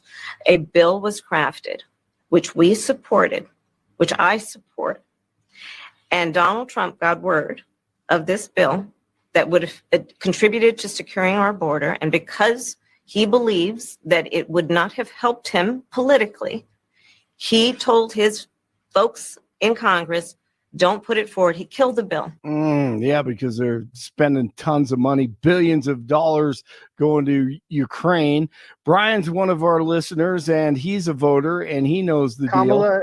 doesn't have a record to run on. Donald Trump has a record to run on. And, when Donald Trump was running in 2016, you had people saying he wasn't conservative enough because he was a centrist. And Democrats, he didn't run as a Democrat because they were so far left at that point after Obama that he couldn't even identify with them. Hey, Denver police say catalytic converter thefts in the city have dropped by 95% compared to last year. The largest decrease in thefts was in Police District 1, which includes Denver's Aurora, Highland, and Lincoln Park neighborhoods. As of this week, a total of 109 catalytic converter thefts have been reported. Over 3,000 were reported last year alone. Look, Simba, everything the light touches is our kingdom. Wow. A king's time as ruler rises and falls like the sun. One day, Simba, the sun will set on my time here and will rise. The greatest voice ever, James Earl Jones, passed away at the age of 93 hey, Blake, on Monday. Blake, I know I'm interrupting right now. Apologies here. We were talking last hour about our favorite James Earl Jones movies and things. Got a fan of the show that texted in that reminded me of a role I had totally forgotten about. Him in Conan the Barbarian. Oh, yes. Yeah, and they were like, that does not get enough attention based on what he was able to do in that role. I'm like, that's a good point. I'd forgotten about that too, Mom. Oh, that's a great it was a really good one. Okay, no, sorry. thanks to him or her for I know. Can't believe texting you forgot in. that, my friend. Yeah. No, that was great. Thank you very much. Hey, and don't forget the great Larry Elder tonight before the debate on KNUS. This is the biggest debate of my lifetime. I don't recall ever seeing one where the stakes are this high. Kamala Harris has got to define herself. She has to somehow, some way, distance herself from the disaster of the last 4 years. Crusher. 68 in Arvada, 70 in Lone Tree, 72 in Denver. Jeff and Bill continue. It's Tuesday morning. Blake Olson, News Talk, 710 KNUS. Continued warm, partly cloudy with temperatures 80s and 90s today, mid to upper 80s tomorrow, and near 90 on Thursday. By Friday and into the weekend, a touch cooler, comfortable. Friday through Sunday's highs will be 80s. Only a few isolated thunderstorms will be around today, and a better chance tomorrow than Thursday through Sunday dry. Weather sponsored by branchplanning.com. Secure your future retirement with a reliable income stream. Annuities can provide guaranteed payments, giving you a peace of mind. Get your complimentary review at branchplanning.com or call 303-219-0088. Meteorologist Don Day in the 710 KNUS Weather Center.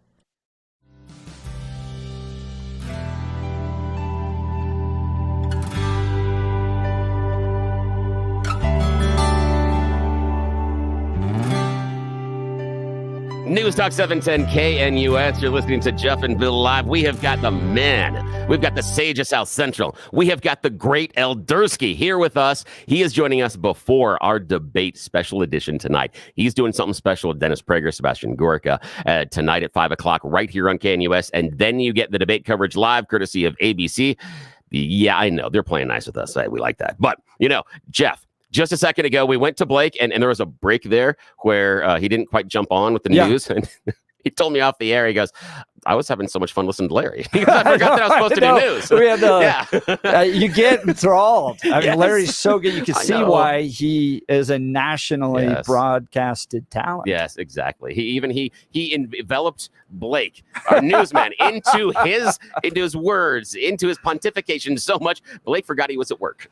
So we appreciate you. And welcome back, Larry. Thanks for sitting with us, man. We appreciate your time. Behold the power of the black face of white supremacy. You're the best. So, Larry Elder, Donald Trump has got about a little less than 60 days to wrap this all up and become what I think is necessary to save this country. I don't think that we are going to survive a Kamala Harris leftist, progressive, Marxist, communist push in this country, especially as it relates to the amount of illegal immigrants that are coming in. I just think we're going to spiral down and down if she becomes the president of the United States. So Donald Trump needs to seal the deal in the next 60 days. What does he need to do? Talk about how high the stakes are. And he needs to deal with this nonsense that, but for Donald Trump interfering, there was this wonderful border bill that was about ready to be passed. However you feel about the border bill, it had enough holes for you to drive Arnold Schwarzenegger's Hummer through. Trump secured the border without any input whatsoever from Congress. Biden on day one begins undoing the Trump policies, and that is where we are. Biden doesn't need any input from Congress to reimpose the Trump policies that he repealed starting on day one. Also, this nonsense that Harris has used it in her campaign speech, that after Charlottesville, Donald Trump said there were good Nazis and bad Nazis on both sides. That is a lie that's been repeated ever since 2017. Even Jake Tapper, 2 or 3 years later, said, you know what? I went back and I looked at the film, and it turns out Donald Trump was saying there were good and bad people on both sides of the debate as to whether or not there should be a Confederate monument in the public square. He wasn't talking about white nationalists and white Aryan brothers. And then after he said this on CNN, 2 or 3 weeks later, Biden goes on CNN and repeats the lie, and nobody says a word. Biden has said that's why he started his campaign. I wasn't going to run until what happened in Charlottesville. And then the words that shocked the nation, the president said there were good and fine people on both sides. The whole thing is a big fat lie, all designed to characterize Donald Trump as, wait for it, a racist. I think you're exactly right that if Donald Trump is ready for that quote and Kamala tries to use it and he goes, wait, if we went back and look at it, that's not even at all. He can expose her as playing politics and playing along with that mass media. I also want to talk a little bit. I like how you talked about the border bill. And I'm wondering, would it help? I'm thinking with Donald Trump, if Kamala brings up the idea that, hey, Donald Trump stopped this border bill that was going to happen, he could pivot and say, it took you long enough to figure out the problem. It took you, 3.5 years to figure out the problem? America can't wait another 3.5 years for you to figure out that there's a problem, another solution. We don't have that kind of time. And he could go back to, hey, I started on day one. I addressed it. I brought immigration numbers down to here. I had policies that were effective here. I think he can do that if he pivots and changes and says, you're finally coming to the table, and I'm not going to give you credit for finally figuring out that this thing stinks. I'm hoping he does that. Now, the question I have for you, Larry, is I want to pivot to her poll numbers.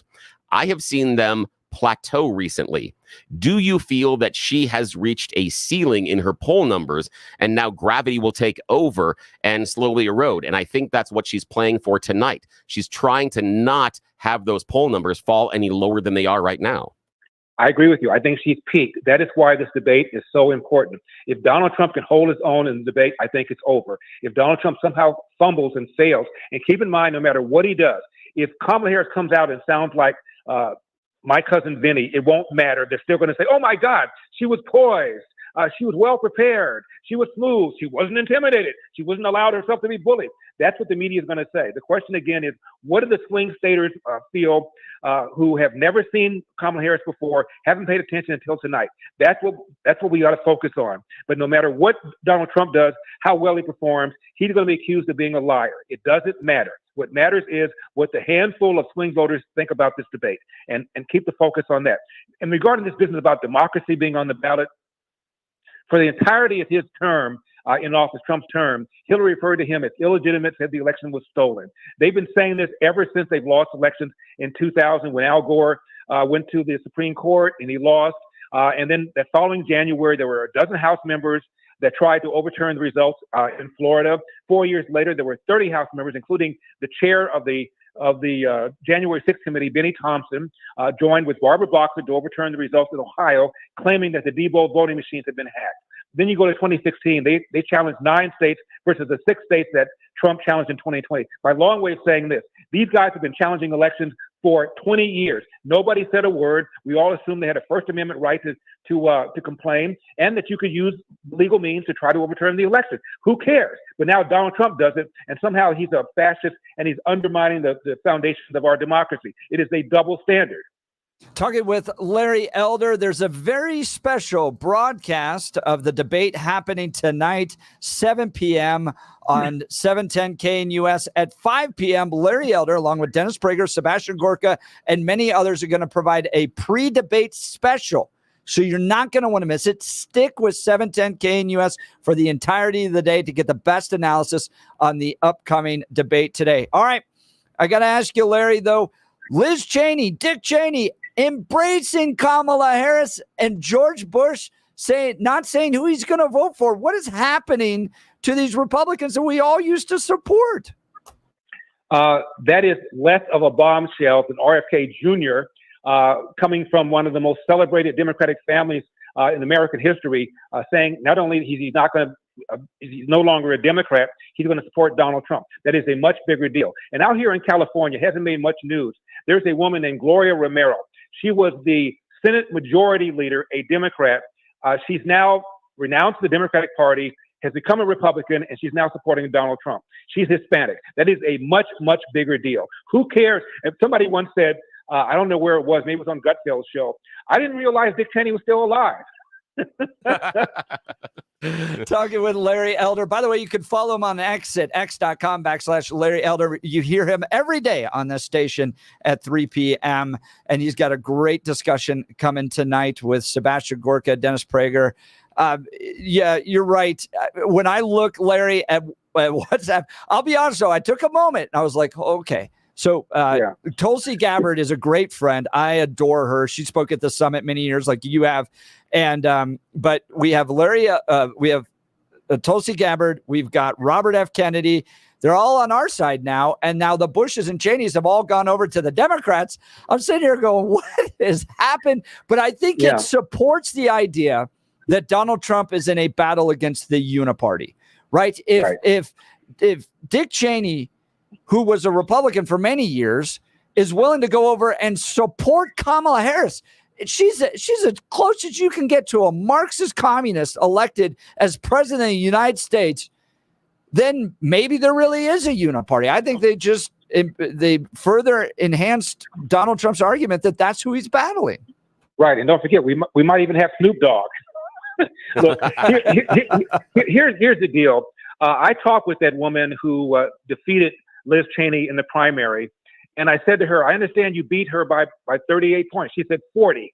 Largest margin of defeat of any incumbent running in a primary in the House in history. And that's Dick Cheney's daughter, so it's emotional. It's Trump derangement syndrome. By the way, one more crazy thing.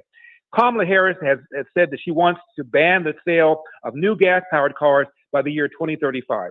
So if you're unhappy about the extremist climate change agenda of Joe Biden, Kamala Harris is even more of an extremist. By the way, you guys see that undercover tape that Steve Crowder did with that DOJ officials trashing the Alvin Bragg prosecution, trashing the Fonnie Lewis prosecution, and trashing the Letitia James prosecution? Trashed them all. This is the top DOJ official, all saying that these people were rogue and their sole objective was to get Donald Trump, and there was no legal basis for it. That is a bombshell that nobody's paying attention to on the left.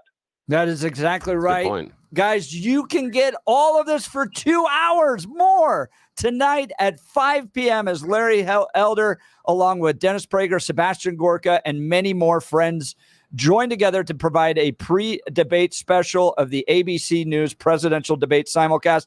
And then stick with 710 KNUS because you can listen to the entire debate here. Larry Elder, the sage of South Central, thanks so much for taking time to be on the Jeff and Bill Show. Thank you, sir.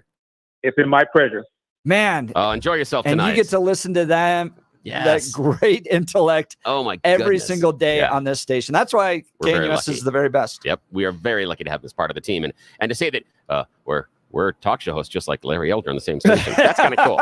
That's kind of cool. I kind of like that. I know. I like that a lot. That is the majors. Yes, it is. It is. Billy and I are working to someday get there, but you can see there's just a lot of talent that comes with that. Double A. That's what I'm like. I swing way too early. Look, with all the work I've had done to my teeth, believe me, finding a good dentist makes all the difference. I'd like to tell you about Dr. Mike at Rocky Mountain Dental Group. He helps people like you and me look and feel amazing by providing the best dental care available. See for yourself all the 5-star reviews at RockyMountainDentalGroup.com. Here's one. I've been going there for over 20 years. Dr. Mike and his entire staff are outstanding. I like the fact that the same person always cleans my teeth. If you need an awesome dentist, Dr. Mike is your guy.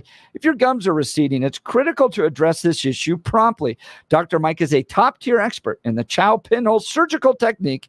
This method requires no cutting, no sutures, and virtually no downtime. The procedure involves making a small hole in the tissue and gently repositioning of the gums. Schedule a free consultation with Dr. Mike to discover the benefits of this revolutionary procedure. Call 303-233-1335. That's 303-233-1335 or visit RockyMountainDentalGroup.com. That's RockyMountainDentalGroup.com to book your free consultation today. Believe me, as someone who knows a lot of dentists, spent a lot of time in the dentist chair, you need a good one, and that's exactly who Dr. Mike is. All right, we'll continue with the Jeff and Bill Show. News Talk 710 KNUS.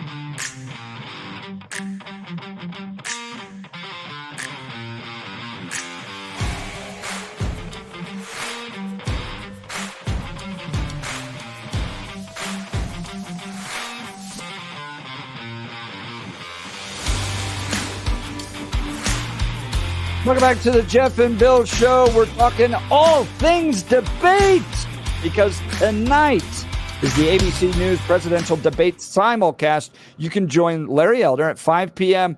for a pre-debate special with Dennis Prager, Sebastian Gorka, Tony Perkins, and many others. Then stay with us for live coverage of the debate tonight, starting at 7 p.m. for election coverage you can trust. Make sure you stay with 710 KNUS because you go to those other shows, and unless Donald Trump performs amazingly way beyond, or Kamala Harris crashes and burns in ways we could never imagine, they'll still be singing Kamala Harris's praises because that's who they are. So stick with 710 KNUS for good, honest coverage that you can trust, starting at 5 p.m. tonight with Larry Elder in the pre-debate special. Great to hear from Larry. Larry, man. We just talked to him. That was so cool. That was so fun. That was so nice. Let's go to the phone lines. Joe Littleton, you're on the Jeff and Bill Show, News Talk 710 KNUS. Good morning, Joe. It's great. He's just so insightful and so articulate. I called because, Jeff, I just think that's such a good point about a woman boss. I had 10 different bosses over my career. Mm-hmm. And the majority of them were men. I didn't have any issues or problems. A couple of women that weren't too bad. But that last one, oh my gosh, it was like, I think it just shows the character of the person.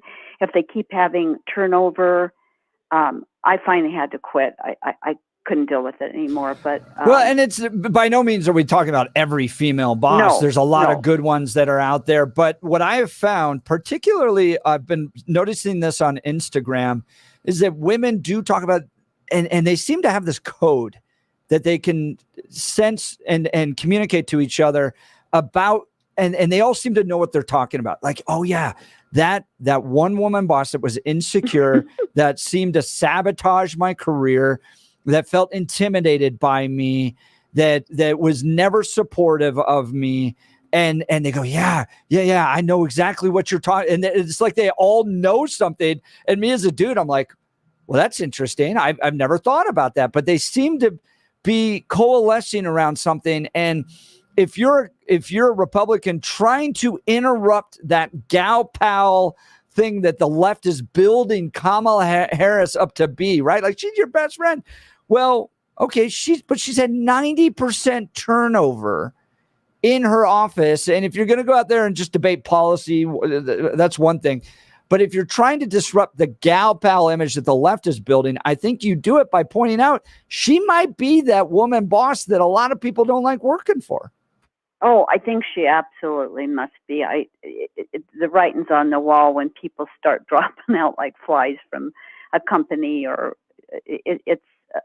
I think it's even more than that. I think sometimes they can be downright cruel and almost kind of like the Wicked Witch of the West. And you just see it by people not wanting to come to work.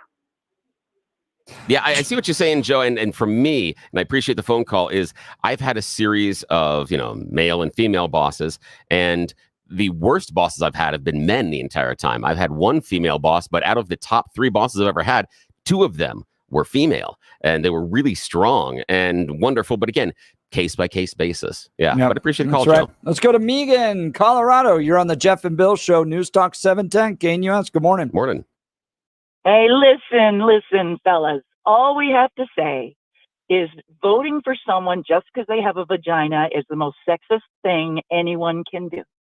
So just don't do that, because talking about women being wicked witches of the West does not help our cause. Guys, I've never had a male boss who didn't have their inside talk and the way that they look at each other and they automatically know what each other's thinking. Every boss I've ever had has done that. So women have had to fight that for quite a long time. So I've only had great women bosses, and principals that are women I have seen flourish. They are absolutely phenomenal. So let's just say what's really true.